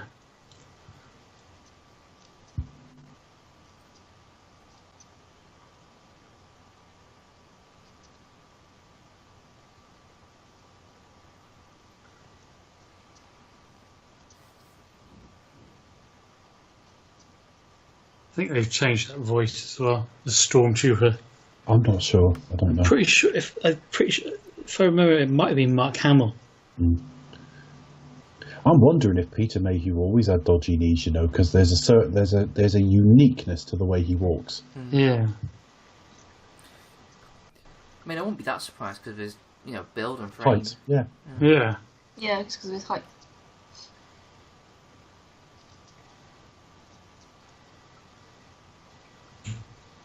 There you go. Now that would have been a shock in 1980, wouldn't it? Hang on a minute. Yeah. Hold on. What's this? He's dead. What's he? Hey, what's he doing? What's he doing there? We did see him earlier on Hoth. Oh, of course we did. Forgot about that.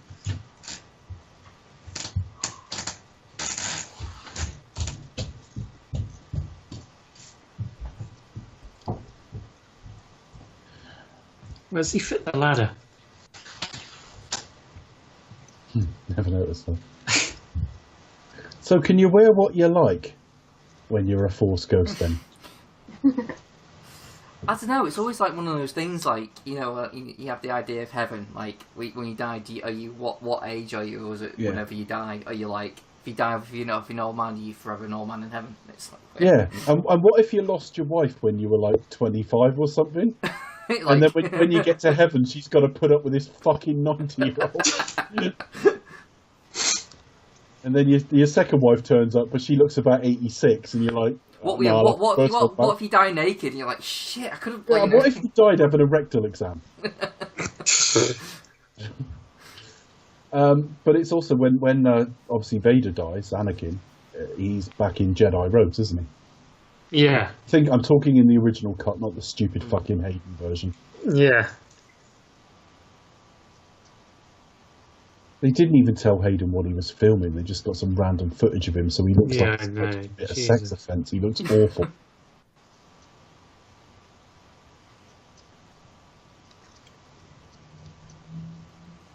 He's not listening, is he? Poor Hayden. What a career he's had. Jumper and yeah. Aww. To be honest, I'm surprised. I'm surprised any of them ended up having a career, because Lucas didn't make any of them look good. Natalie Portman went on to a pretty decent career after that. Yeah, but I think she was always going to have a decent career. She was already set. Star Wars was just like... Yeah, but no, she's pretty bad in the Star Wars films, though. I think Star Wars was just like an add-on. Yeah. Same for Ewan McGregor. Yeah. And obviously Liam Neeson's had a great career, but then we know he must be amazing on the casting couch. Why should I cast you? All right then. Well, the talk of the casting couch, well, that's actually his cock. Just relax and sit down. Not on that. I'm sitting on the couch. That's not the couch if you look carefully.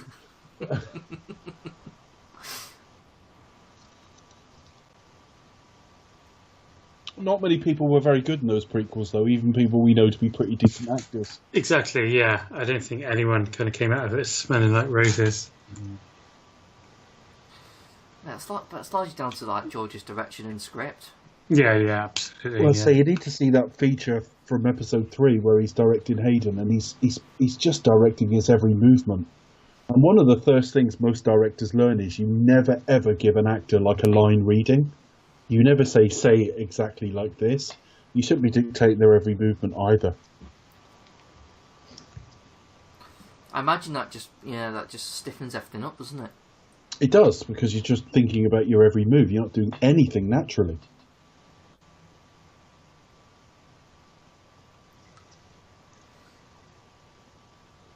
Hey.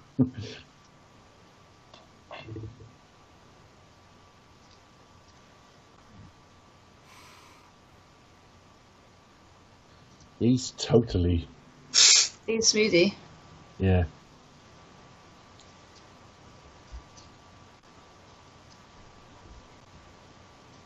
Would you join me for a little refreshment? Everyone's invited. It's an afterthought. Oh. They've all got to go. I wish they'd... where they're going now for their refreshment, I only wish we'd focused on Vader long enough to watch him try and eat and drink something. Would it have been like Spider-Man sniffed a bit of the mask up, I imagine he's got like a compartment for a straw. Like...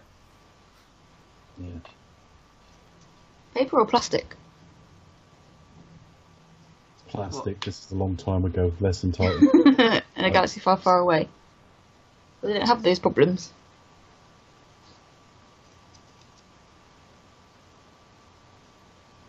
The animals were always the first to know.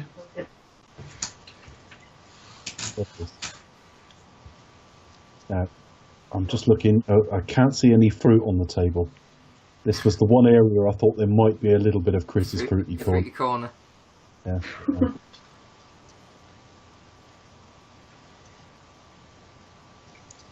Such a shame. Just drinks. I don't even get to eat anything. I know. Or drink any wine? I don't know. Did they order the catering in, or did the Empire bring it with them? And did they call ahead and place like a sandwich order? The answer is no. What to all of those, even though there were several ors in there? Did they do this? Generally, no. They said no. No, or no, or no. Okay. The answer was no.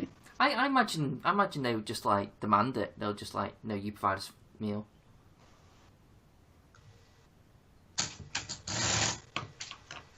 Yeah, I think it's very difficult to get anyone with the same build as Peter Mayhew. Very thin arms. He was very long-limbed, but quite slight.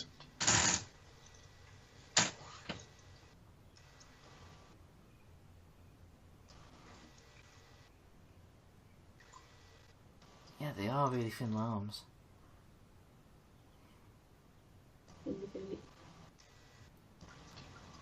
It's just a shame these people can't go on forever, can they? Yeah.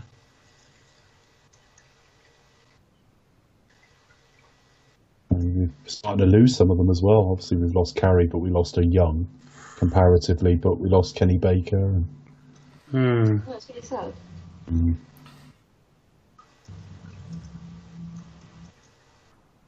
mean, I don't mention anymore in case we can find. Well, there was a rumor of Billy D. Williams in episode 9, but he doesn't look well.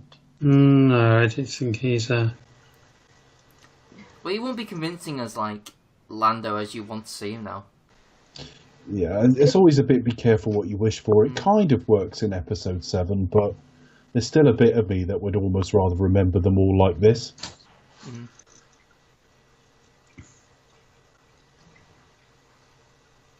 mean, Chewie was lucky enough to find all parts of C-3PO. Yeah. Just hopping out at the end, so I couldn't find your other leg.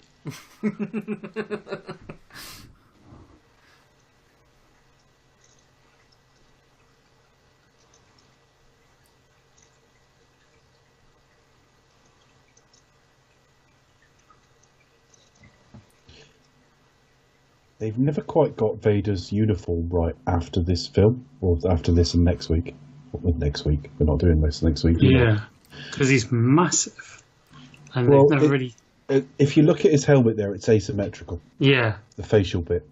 And of course, they corrected that, in quotation marks, for episode 3, which means it doesn't look right. Why would you correct something like that? But anyway. And then in Rogue One, he almost looks like almost a prototype version. He's got very red eyes, and the cape doesn't quite look right. Well, that's probably, he had red eyes in A New Hope. Can you see that in the final cut? I know the bridge of his nose is silver. Yeah. I mean, it's relatively subtle, but you can still see it. Yeah.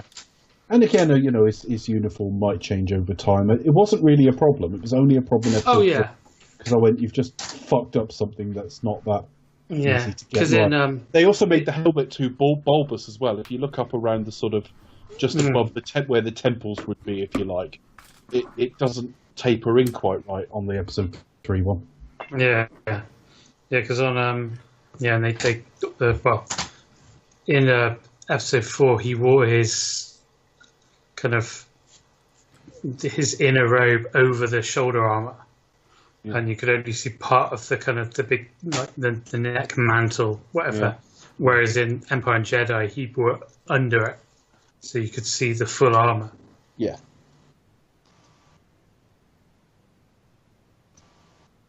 It's like the Millennium Falcon in Star Wars. It only had 3 landing gear legs, but in Empire it had 5. Right. And then in Solo, it had 5 as well. Right. It actually looked very different in Solo, full stop. Oh, absolutely, yeah.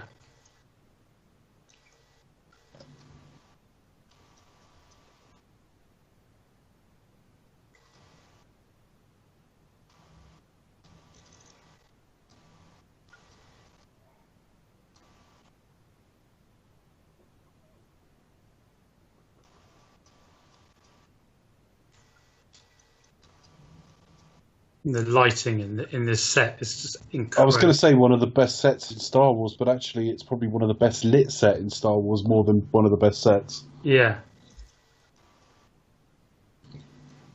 I mean, it must be a nightmare having to not only light Vader, but all the stormtroopers as well. And how shiny all their outfits are. Well, I mean, how we're not getting crew reflected in that? I don't know. I mean, this is the special edition, so it would be painted out anyway. But I don't think it's in the 1980s version. No, it isn't. So it's an incredible set, and it's probably my favorite. Where they meet and their lightsabers come on, that might be my favorite shot in cinema. Mm. Even better than Mel Gibson shaking his legs in What Women Want.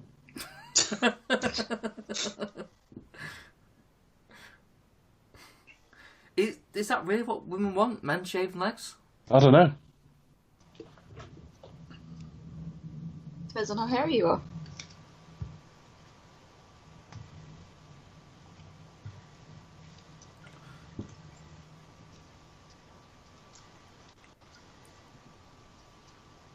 I don't know, I thought women want men smell manly. Smell mainly? Yeah, that's what we want. If you smell mainly enough, you'll be alright. Yeah, I remember the Return of Vader featurette on sort of episode 3, and it was like, yeah, we've noticed the helmet wasn't like symmetrical, so we're correcting that. And they were going off photographs. I'm thinking, haven't you got an example of the real armour? Yeah, surely. Even if it has been sold at auction, you could rent it back or something. Even if you don't use that, you can get something as reference. Considering everything that Lucas has got in his Lucasfilm's got in their archives, they must have it. Because I think that's what they did for Rogue One. They went and got an original helmet and moulded it from that. Right. Oh yeah. I mean, yeah. But yeah, if you look at Vader, particularly sort of the points coming off the bottom of his mouth there, they're not symmetrical. One's a little higher than the other. And when they went to correct it, I don't know. It's like when you're used to seeing yourself in a mirror, then you see a photo of yourself, and it's like the wrong way round. It feels like it's the wrong way round. It's a bit like that. Just something doesn't look right.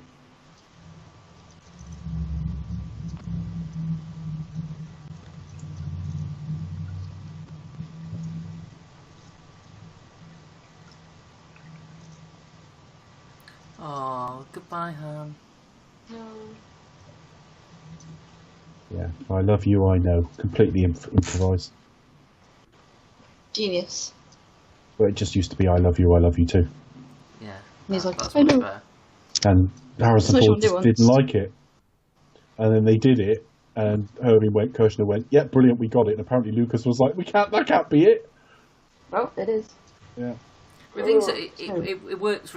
I mean, it's not as big as a moment, but in Jedi when Leia says it to him, or they get it reversed. It's a little bit self-conscious there because it is a self-conscious reverse.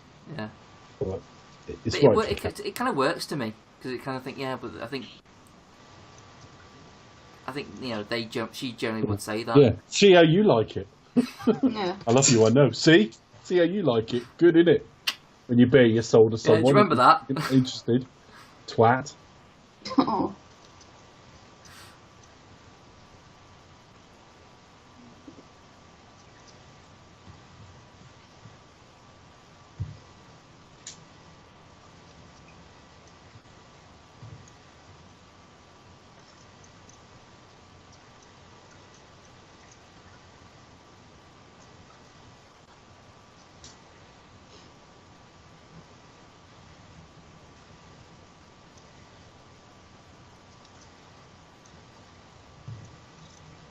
So this is where Harrison Ford actually wanted to die. He wanted to actually die at this point. He wanted to die in the third one. In Return of the Jedi, he wanted to die. I thought he wanted to die in the second one as well. No, he wanted to die in the third one. If he'd got his way, I think he'd have been flying the Millennium Falcon, and he wouldn't have got out in time from the blast that blew up. Yeah. Death or Star. he would have kamikazed it or something. Well, Lando only just gets out in time, doesn't he? And I would have think they would have just changed the timing of that very slightly, and he would have been killed in that.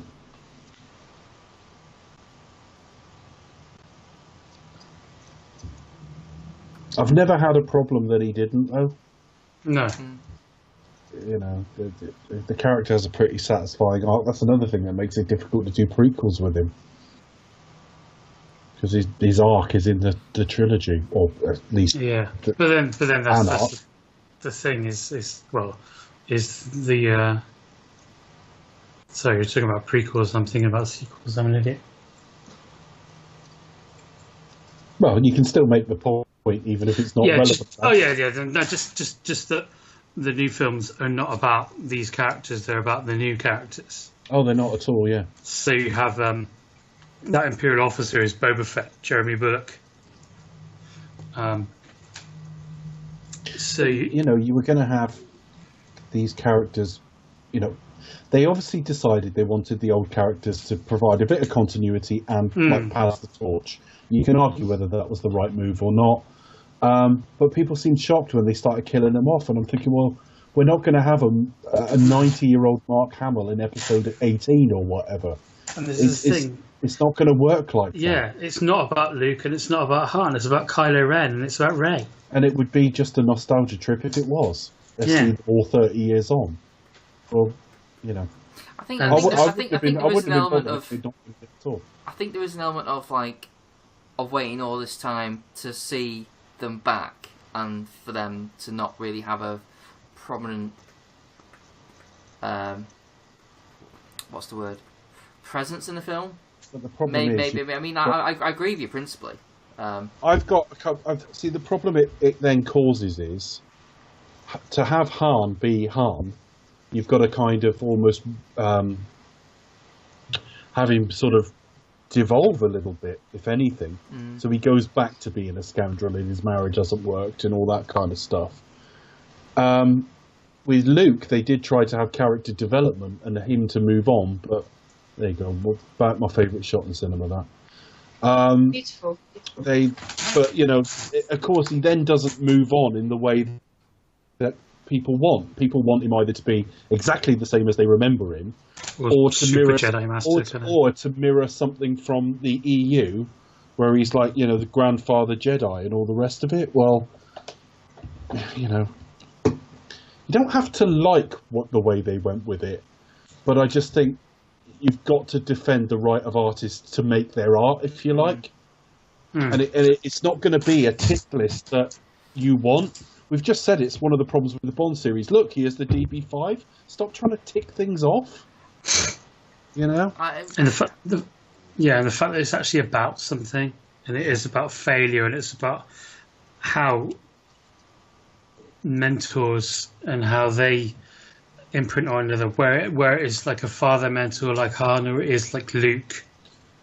And there is that motto in life of like never meet your heroes. Yeah. Well, that would apply to Luke Skywalker in after a fashion. Yeah. But he's this legendary, figure, and when they meet him, he isn't quite what the hype suggested. But there you go. That's more for next week. Yeah. But it's it is frustrating. It is a problem with bringing characters back though, because you've either got to freeze them in amber, and I think with Han you had to, because it was the sort of rogue scoundrel aspects of him that people were interested in. Yeah. Or you've got to age them with what would happen, and none of us are the same 30 years on. Take any 30-year period of our life and we're going to change. And it's not going to be what people had in their head. But the problem is now there's a terrible entitlement in fandom. Exactly. That's not what I wanted. Well, fuck what you wanted. Yeah. That doesn't mean not considering what fans would enjoy, but it's not a menu. It's not fucking a buffet or something. You'll give us 2 of those and 1 of that.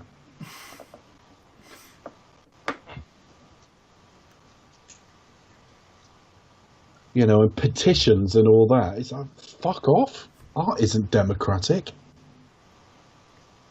That's the problem with when somebody with a big franchise to get fans. I don't have a problem with people not liking it. By the way, yeah. Like, well, that's just your reaction. That goes with the territory. It's like, well, it's, you know. Some people aren't going to like it, and I think The Last Jedi was a very different type of Star Wars film. There was always going to be a backlash, but it's this kind of almost whiny, you've ruined the character. No, they just haven't written what's in your fucking head. Yeah, I'm very conflicted, but I do have my issues with Last Jedi, but it's in a sense. They don't lie with Luke, though. My issues. No, They lie with. I almost want to side with the fans, but then I think their arguments are wrong. That's kind of where I am with it. I'm like thinking that no, your arguments aren't your reasons for not liking it. I don't think are right. I don't think they're the correct sort ones. of in their 50s and 60s, even just in everyday life, people start to burn out a bit. You know, I've known people who were dazzlingly good at their jobs, and then they get to like their late 50s, and all they fucking want to do is retire, and they can't yet, or it's not time to yet, and so they're kind of go through the motions. You know, people do lose a lot of passion and spirit as they go through life. A lot of our passions die.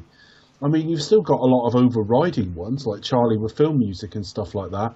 But think of all the things you were into when you were younger. And through your life, it just slims down and slims down and slims down.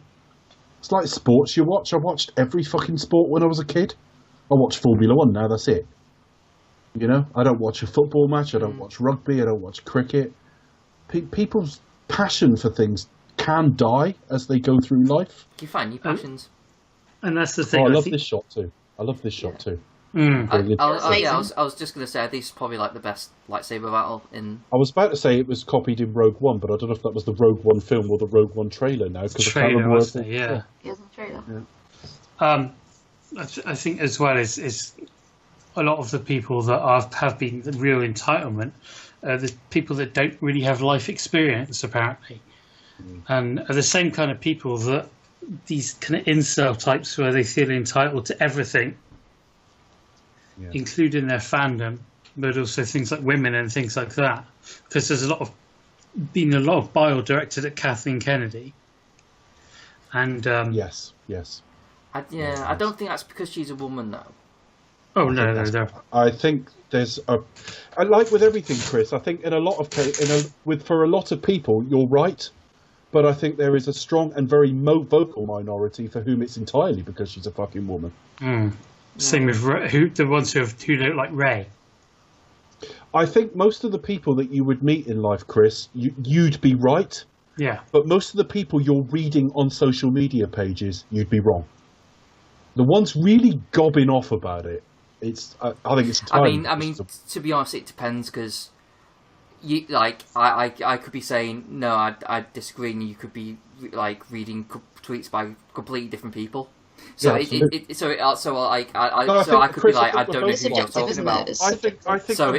I think a minority of people who dislike the new films, a minority of those have a problem with her because she's a woman. I think it is a minority because it's ones that have continued to go after her. With Solo as well, despite the fact Solo was a George Lucas idea, and despite the fact that Solo is the least diverse film they've done so far. Yeah, and George Lucas trusted her and left everything and chose her as Lucasfilm president before Disney bought the company. But they talk about it for the diversity agenda, and what I'm saying is I'm reading a lot of that in the last 2 weeks. Off the back of a film that is the least diverse one they've put out so far. It is. So you've got a black man in it, because Lando had to be in it, and after that it's White Man City, which I don't have a problem with, but I'm just saying it's an odd time to start going on about all this ridiculous diversity when they've just put out a film which would have been cast. I mean, they would say that film would have, if that film had been made 30 years ago, if they decided to do a Solo prequel in the mid to late 80s, let's say, they'd have cast it with different people, obviously, because they wouldn't be alive, some of them, but they would have cast it pretty much the same way as they've cast it now. Oh yeah. That's it's not a wildly diverse film, Solo. No, it's not. I'll say, like, in terms of as diverse, I can't speak now. As diverse films go, it's not amazing. The new trilogy is because none of the three main leads is a white man. No, exactly. That's so we're going from one of the least to one of the most diverse films in the series. I think, I think that's actually in terms of the world, it's quite. In some respects, but in terms of the world, it is quite diverse anyway. But what I'm saying is, obviously, you always have to cast Han Solo himself as a white male, obviously. But Lando is obviously a person of color, and then everything else is up to like the filmmakers. Exactly. So if they had this monstrous agenda, Solo would be a wildly more diverse film than it is. I don't see it as some agenda beyond a vague sense of, we need to put a bit more diversity into these things, which generally they've done. And which has made it a better place. Yeah, I mean, you can do these things self-consciously and look really, like, awkward. And obviously, I never count Kylo because I'm always thinking of an analogue of, like, Han, Luke, and Leia. So when I talk about the main three, I mean Finn. It would be weird if Kylo was like black. I mean, I always mean Finn, Rey, and Poe. Yeah. And obviously, Finn, Rey, and Poe, none of them are white males. No. And I never found Isn't Isaac half caste? He's Hispanic, isn't he? Is he Hispanic? Or Hispanic or Latino? I forget. There is a difference. But I don't know. I mean, can you even say half caste anymore? Yeah, I was just thinking that. Here's the thing, like it Chris gets. didn't mean any fucking offence. No, I know, but it's not something you expect somebody of our generation to say. Okay, but that's like the what my grandparents thing, might say. It's like, when you get into like kind of like, who's in this team, and you get into like, and he's half this, or come from this heritage, and they got that percent of that sense that comes from that ascent. It just feels a bit like, what the fuck are we doing? Like box ticking? Like, can we not does it really matter? Yeah, that's the thing that really.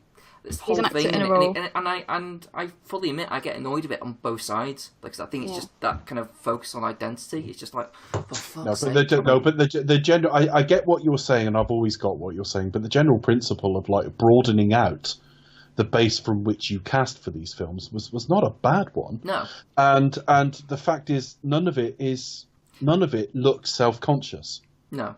It doesn't look like, oh great, it's a black woman or a black man or whatever. To be honest, Dave, the casting for the new films all feels very natural. To be honest, Dave, I think a lot of it is actually not necessarily within the films themselves. I think a lot of it is people arguing over the film.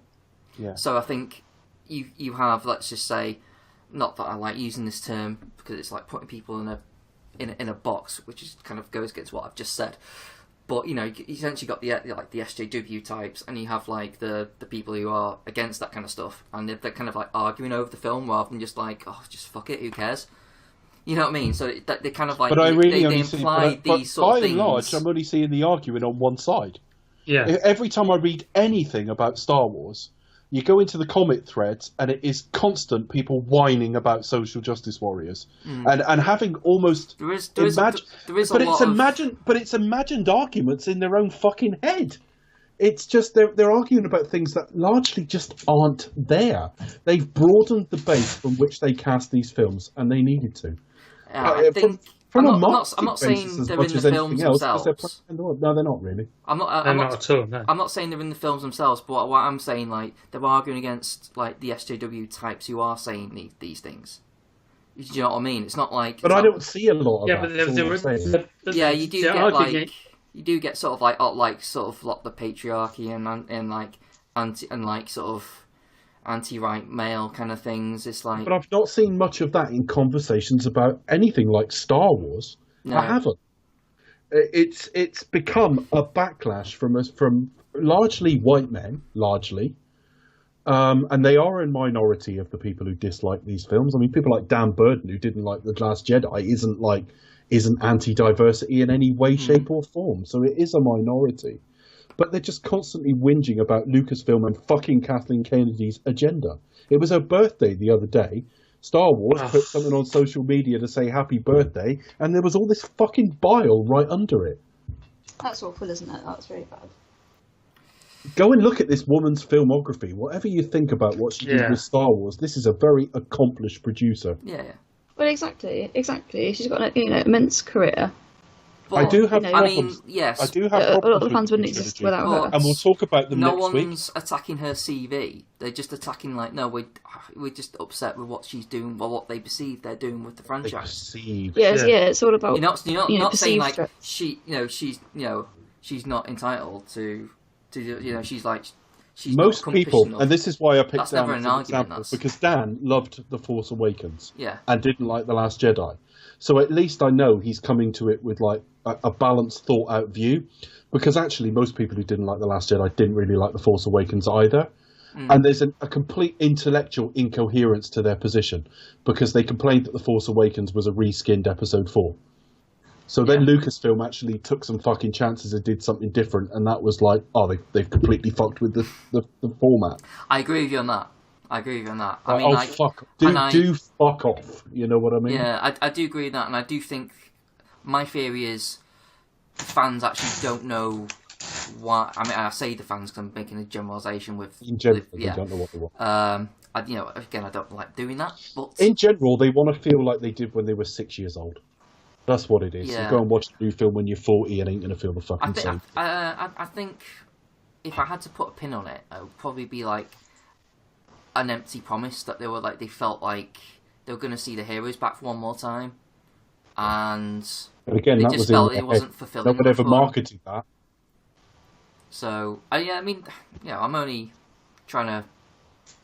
I will have problems when we get to next week with what I think it might mean for the trilogy, and I think Star Wars needs to be, in fact, if anything, I think Kathleen Kennedy's not doing enough, if I had one complaint, because I don't want to get into it too much now, because we've got the rest of this the end of this film to quickly finish off, but I think, if anything, there isn't next week, but there isn't enough producer oversight. That's actually my concern. If you've got like a series like Marvel or Bond or something, it has to be producer-led to make the overall themes and arcs and stuff cohesive. Well, we're seeing examples of things being dropped and thrown away and changed by like Rian Johnson off his own back. And that was different from what JJ wanted. And like JJ's now going to come back, and does he honour what he wanted to start with, or what Johnson's done? Yeah, but I just think, that's a little bit of a concern, because that tells me that the trilogy wasn't properly mapped out. But Rian Johnson showed the script to JJ, well, because he wrote it while JJ was still finishing The Force Awakens. Yeah. So JJ was fully aware of everything that was going on. I know he was fully aware of it, but what I'm saying is, plans that were in place for The Force Awakens as to what Rey's parentage would be and so on were just changed midstream, and that just rings a little alarm bell in my mind, that like, well, what's the narrative coherence of this then? True, but it happened in the original trilogy.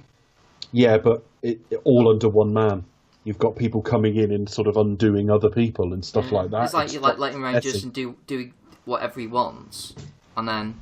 Which, in normal terms, I like a lot of director freedom, but it doesn't kind of work in linked series like this. If it was like the Bond films, like each one was its own coherent story. I mean, I picked a bad example with Bond, but even then, there's still a formula to protect, and it's up to the producers to do so. But you could get away with something like that, couldn't you? You could like go, okay, well, that's your own thing, and a new adventure next time around. Like in what? This is a real precursor to the third film, actually, or episode 6. Fucking sick of doing that. The Vader is a bit broken at the end of this film. Yeah. Absolutely. He goes into the next film a bit broken as well.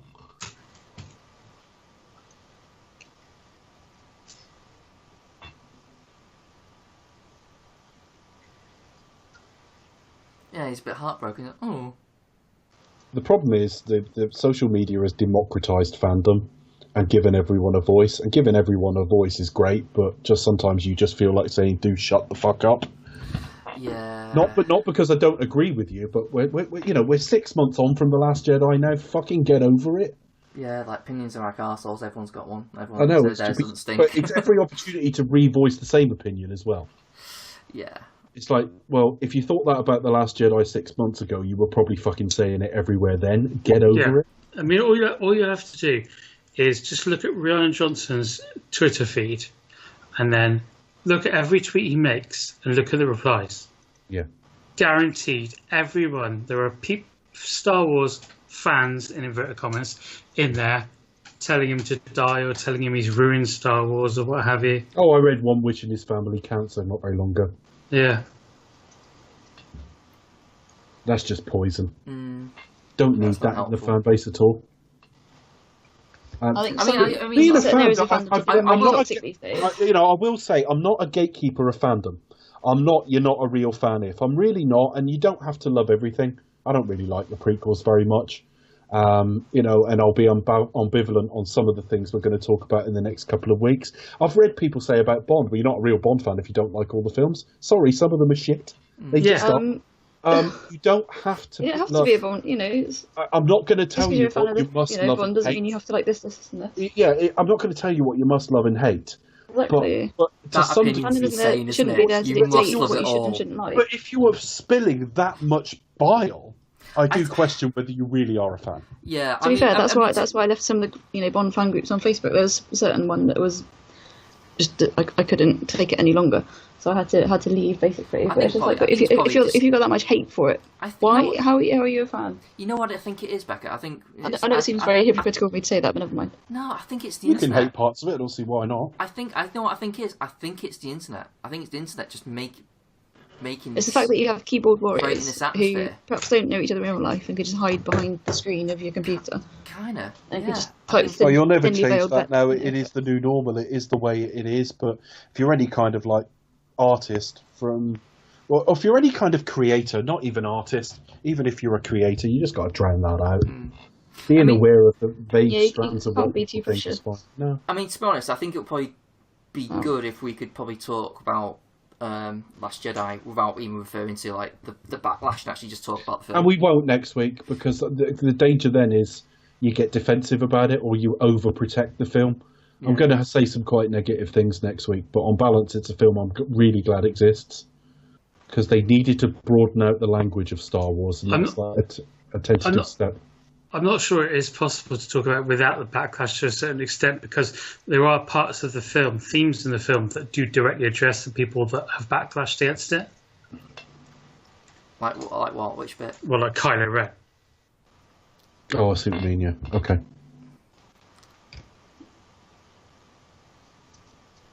That's a lovely shot too. No, it's beautiful. It's a little dated because obviously it's processed, but it looks really cool. I think I'm going to use that on the YouTube version of this. Yeah, stick it on. In fact, I know I am because I've already downloaded the picture. Yeah. So, yeah. So if you were watching this on YouTube, you were actually looking straight at the image we were appreciating. Yeah. One thing I will say, we've had a criticism on a couple of our podcasts in the past where we commentated on a film and barely talked about the film. We most got it on A View to a Kill because we had a guest, but I think we've probably been a bit guilty of it here as well. But we have kept to Star Wars. Yeah, it's just we haven't Wars gone too off kilter, have we? Star Wars is such an interesting place at the moment that it's difficult to watch this film and not talk about the overarching franchise as it is. I think it's probably good that we at least address some of it, otherwise we'd just be there for like 5-hour podcast next week. Yeah, it's probably a good idea if we started like 2:00 in the afternoon next week. Yeah. We don't exactly bury the lead here. You can tell which side of the fucking fence me and Charlie are on in terms of the attitudes of fanboys and even our political leanings. You can tell, but I don't deny like the shit that's been said. Even allowing for the fact that what you read is to some degree self-selecting, I really am only seeing bile from one side. And I think that's just because, and I just feel like we're months on from it now, and we're years on from The Force Awakens. Yeah. And it's that entitlement. It's like, you've ruined my franchise. Well, no, you haven't. They haven't. If they've ruined it, they've ruined their own franchise. You don't fucking own it. And again, it's a certain minority of people that are doing this, but also who are also doing things along the same. You lying bastard! It wasn't Des Lynam at all. Where they're doing things out in the world proper that are having a very bad effect, that have some of the same themes and reactions that they do. Again, it is come very much from one side, but that one side, and this is certainly going into the fabric of how America is under Trump at the moment, where that one side does its best to make the other side look like they're attacking them.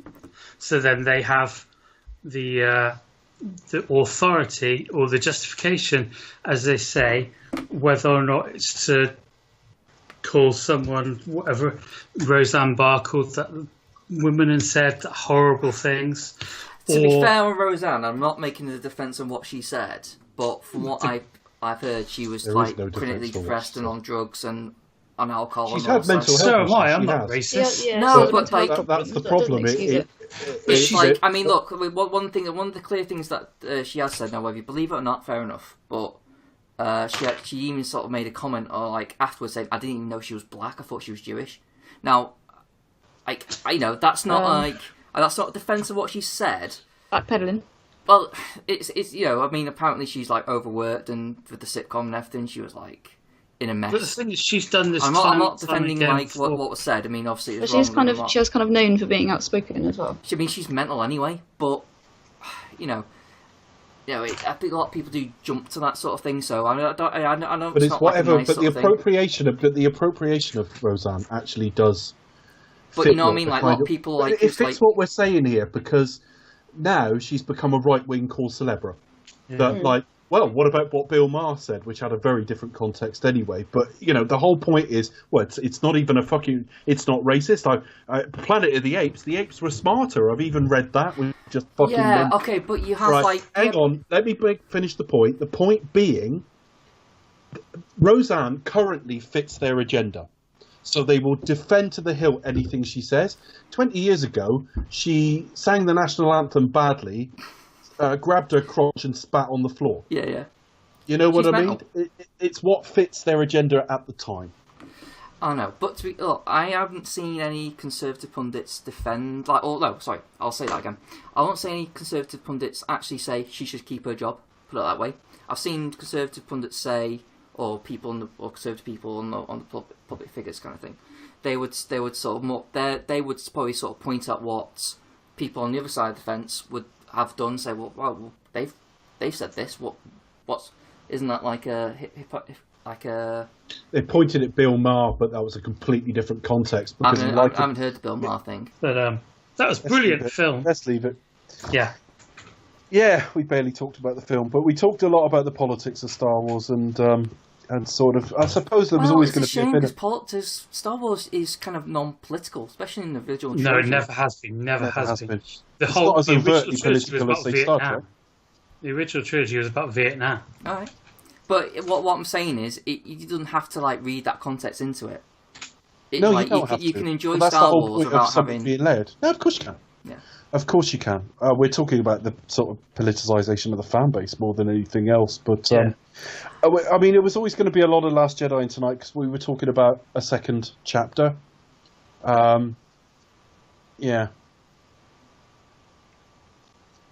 We'll talk even more about it next week. Yes. Hopefully away from the politics aspect, but yeah.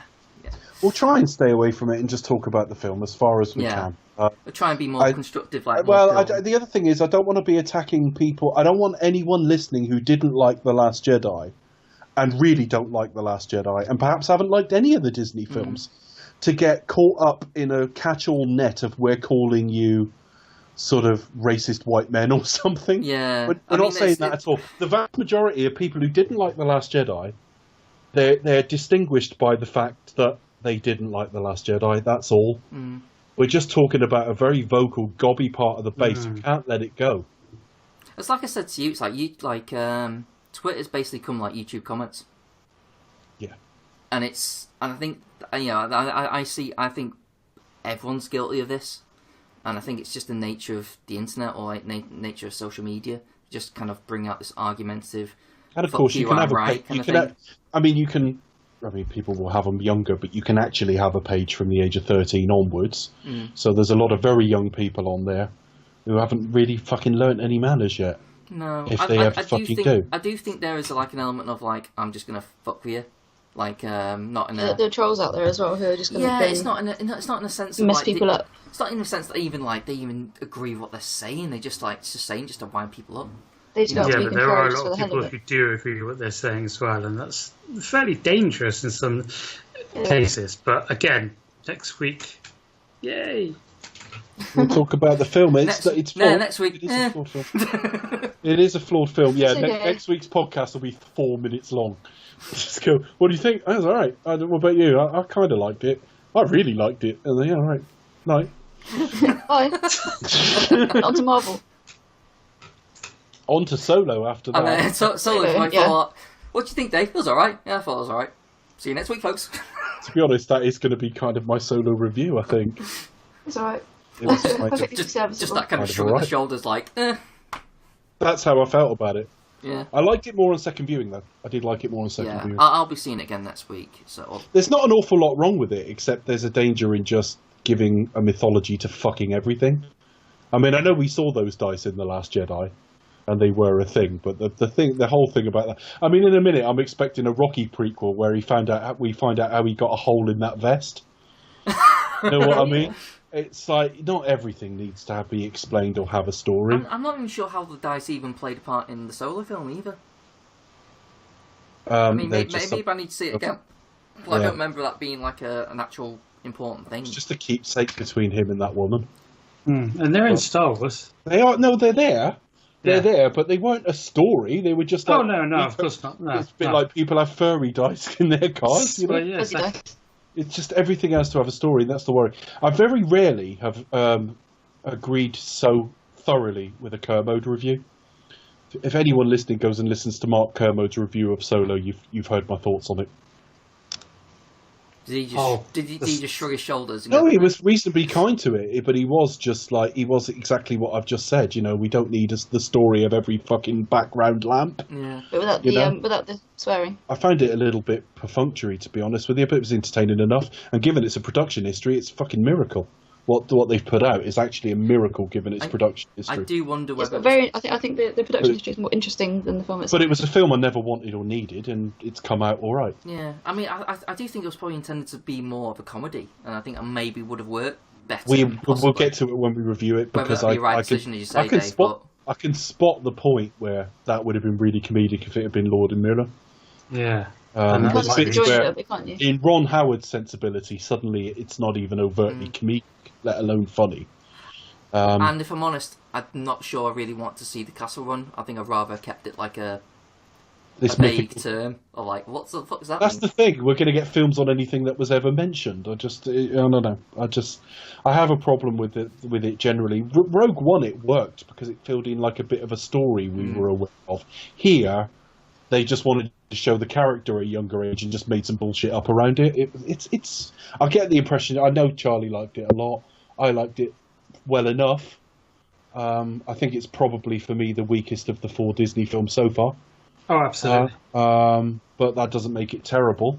And if they've got something cohesive out, the problem is it'll take this, and The Last Jedi will take a hit for this now, in that this hasn't grossed very well, so that'll be used as a stick to beat it with, but it'll also be used as a stick to beat The Last Jedi with, that, oh well, people are not interested anymore because of The Last Jedi. Well, there we are. That's a little unfair, but I think because of when it was released, as I said before, I think it might have been a little bit, right, let's just get it out of the way, and then we'll give us a bit of time to kind of like, to people forget about the stuff and build up excitement for them. I just think they should just leave it at Christmas now. I don't think May is the cash cow it once was, because you used to have 4 or 5 films across a year or a summer or Marvel whatever. Around this sort of time. You've just got more of it now. We used to have 2 and 3 screen cinemas. Going back a bit further, we used to have 1 screen cinemas, and there weren't as many films released. There just weren't. So you could release something in May, and then the next really big ticket item might be July or something. Mm-hmm. Now it's every week all the way through the summer. There's sometimes a bit of a lull in late June, and there's sometimes a bit of a lull normally late June actually. And it's just the way it is. I just think leave it as a Christmas thing. Yes, I agree. But there you go. It's one of those things now. Obviously, episode 9 is going to be Christmas, but I think that's largely because of the change of director as well. I can see them going back to May and trying to stay there, because they haven't put it in December by design so far. It's just been running late and stuff like that. Yeah. And JJ's had to undo a lot of Colin Trevorrow's work. Colin Trevorrow, I read a synopsis. I'm not going to say it here because it could almost be spoilers for episode 9. But I read a lot of what Colin Trevorrow was reported to have come up with. Oh. And you can tell me offline because I'll be interested to hear that. Yeah. Yeah, likewise. The one thing I think that I can say that I think would be a positive... By the way, I think Colin Trevorrow is actually not that good. I don't think Jurassic World was a good film, really. I'm in a weird situation with Jurassic World because I'm a Jurassic Park detractor. I never liked that film at all. And I went to Jurassic World just for something to do and enjoyed it. So bizarrely, I will never argue it's a better film. But I don't like Jurassic Park and I quite like Jurassic World. Which is batshit. It's weird, I know it is. I'm kind of like the way around it. I mean, I still enjoyed it, but again, this is another debate for another day. Your favourite film? But it's my guilty pleasures. I have other favourite films which are better films. Yeah, but you're using limited language. You like what you like. You love Jurassic Park. There's nothing wrong with that. I just happen to. But then these new trailers for Fallen Kingdom, I just gotta look at it and think I've seen the film. It doesn't look good. It doesn't look very good. But we'll see. Yeah, I'll have to go and see it reluctantly with my dad just because it's a little thing. I'm hoping it's fun. I mean, I'm going into thinking I just hope it's fun. So I have a good time. It might surprise me. I don't know. I don't know how they've managed to get like 5 films out of a dinosaur park. I know. I don't even think there was a franchise here, to be honest. Maybe. But there you go. Maybe the original trilogy, but that was a bit of a stretch. Even that was fucking pushing it. Like the first film would have done, thanks. But there you go. Maybe a sort of reboot Quill. 20 years later, or 20 years later with Jurassic World, and that's They'll it. go back and I don't know why there's 5 films, not 2, is what I'm saying. Yeah, it seems kind of spun out of all control. But go back and read the book anyway. That's good fun. A lot of plot holes, but yeah, very interesting read. The effects are rubbish in the book. They're not as good. They're quite papery. Yeah. The music's terrible as well. Crap visual, rubbish music. That's true. Yeah, it does have a good score, Jurassic Park, I'll give it that. But I actually think it's a bad film. And most people won't agree with me. This is why it's a guilty pleasure for me, because I didn't say it's well made, but I just enjoyed it. It is well made. With it. I think it's badly structured. It's badly structured. It's really well made. There's clearly a master filmmaker behind it. I mean, even that water in the cup shot alone is... I think I know what you mean, Dave, and I think partially... I think the way it's structured... They sideline the only interesting character after 20 fucking minutes. Yeah, it's silly. It's like, why do they do that? And the extent of the characterization in the film beyond that is, I don't like kids very much. That's all. That's it. That's his shtick. I don't like it. I've never liked it. And I keep trying again. I went to the cinema in about 2012 when they released it. It's around the time I went and saw... They released it in 3D. I walked out. I was desperately fucking bored. Did you get your money back? No, I didn't walk out in disgust. I just went, yeah, my opinion's not changed. I'll just go home. Oh, fair enough. I think it's probably captured like an event film more than anything. It felt almost That's like the a thing. theme park. It's in the same type of films as like his golden era. Yeah. But it's like that's the thing I took from it from watching it again when it got re-released. I thought, this is kind of very much like a event theme park type thing. Yeah, I had to capture that. That's the problem feel. as well. It's a 2-hour advert for itself. Oh, They're even showing us the lunchboxes and shit. No. It's kind of like a comment on consumerism as well, but it kind of didn't really... Jurassic World has not a bone of originality in it, but the action was just like far more propulsive, and the film was actually paced better. Yeah, that's what Jurassic Park has a brilliant first 20 minutes, and after that I don't care. Goes a bit downhill. A bit like yours, not enough. So, anyway, we've talked about everything but The Empire Strikes Back. Well, what's there to say about it, really? Well, maybe you got expert knowledge from Charlie, so... Yeah, no, we got. I mean, we cleared up a few things about Lightspeed and novels and things like that. Yes. All right. Yeah. Social media, folks. Charlie. You can find me on Twitter at MovieDrone. You can find me at the Pasty Kid 1976. Oh, you can find me at Cinematronics. You can also find the back episodes of all the Bond series, which are not on the feed anymore because it's iTunes. Put the last 80 up or something. Yeah. At cinematronics.co.uk. You can find all the podcasts there. All the podcasts. Like all the westerns. All the westerns. We haven't done all the westerns yet. We keep putting it off because it's such a big job. We've kind of done some. Well, Tarantino Western. Well, we haven't done the series though, have we? No, we haven't done the entire... We were going to do Leone films. All the Westerns. I know we've done lots of things that are like Westerns, and we've actually done a couple. But we haven't done the great big box set that is all the Westerns. We haven't done the Sergio Leone series, which we'll do in a year or two. It'll be coming soon. Oh, well. And also you can follow us on Twitter at @ExpectUsToTalk. That's it.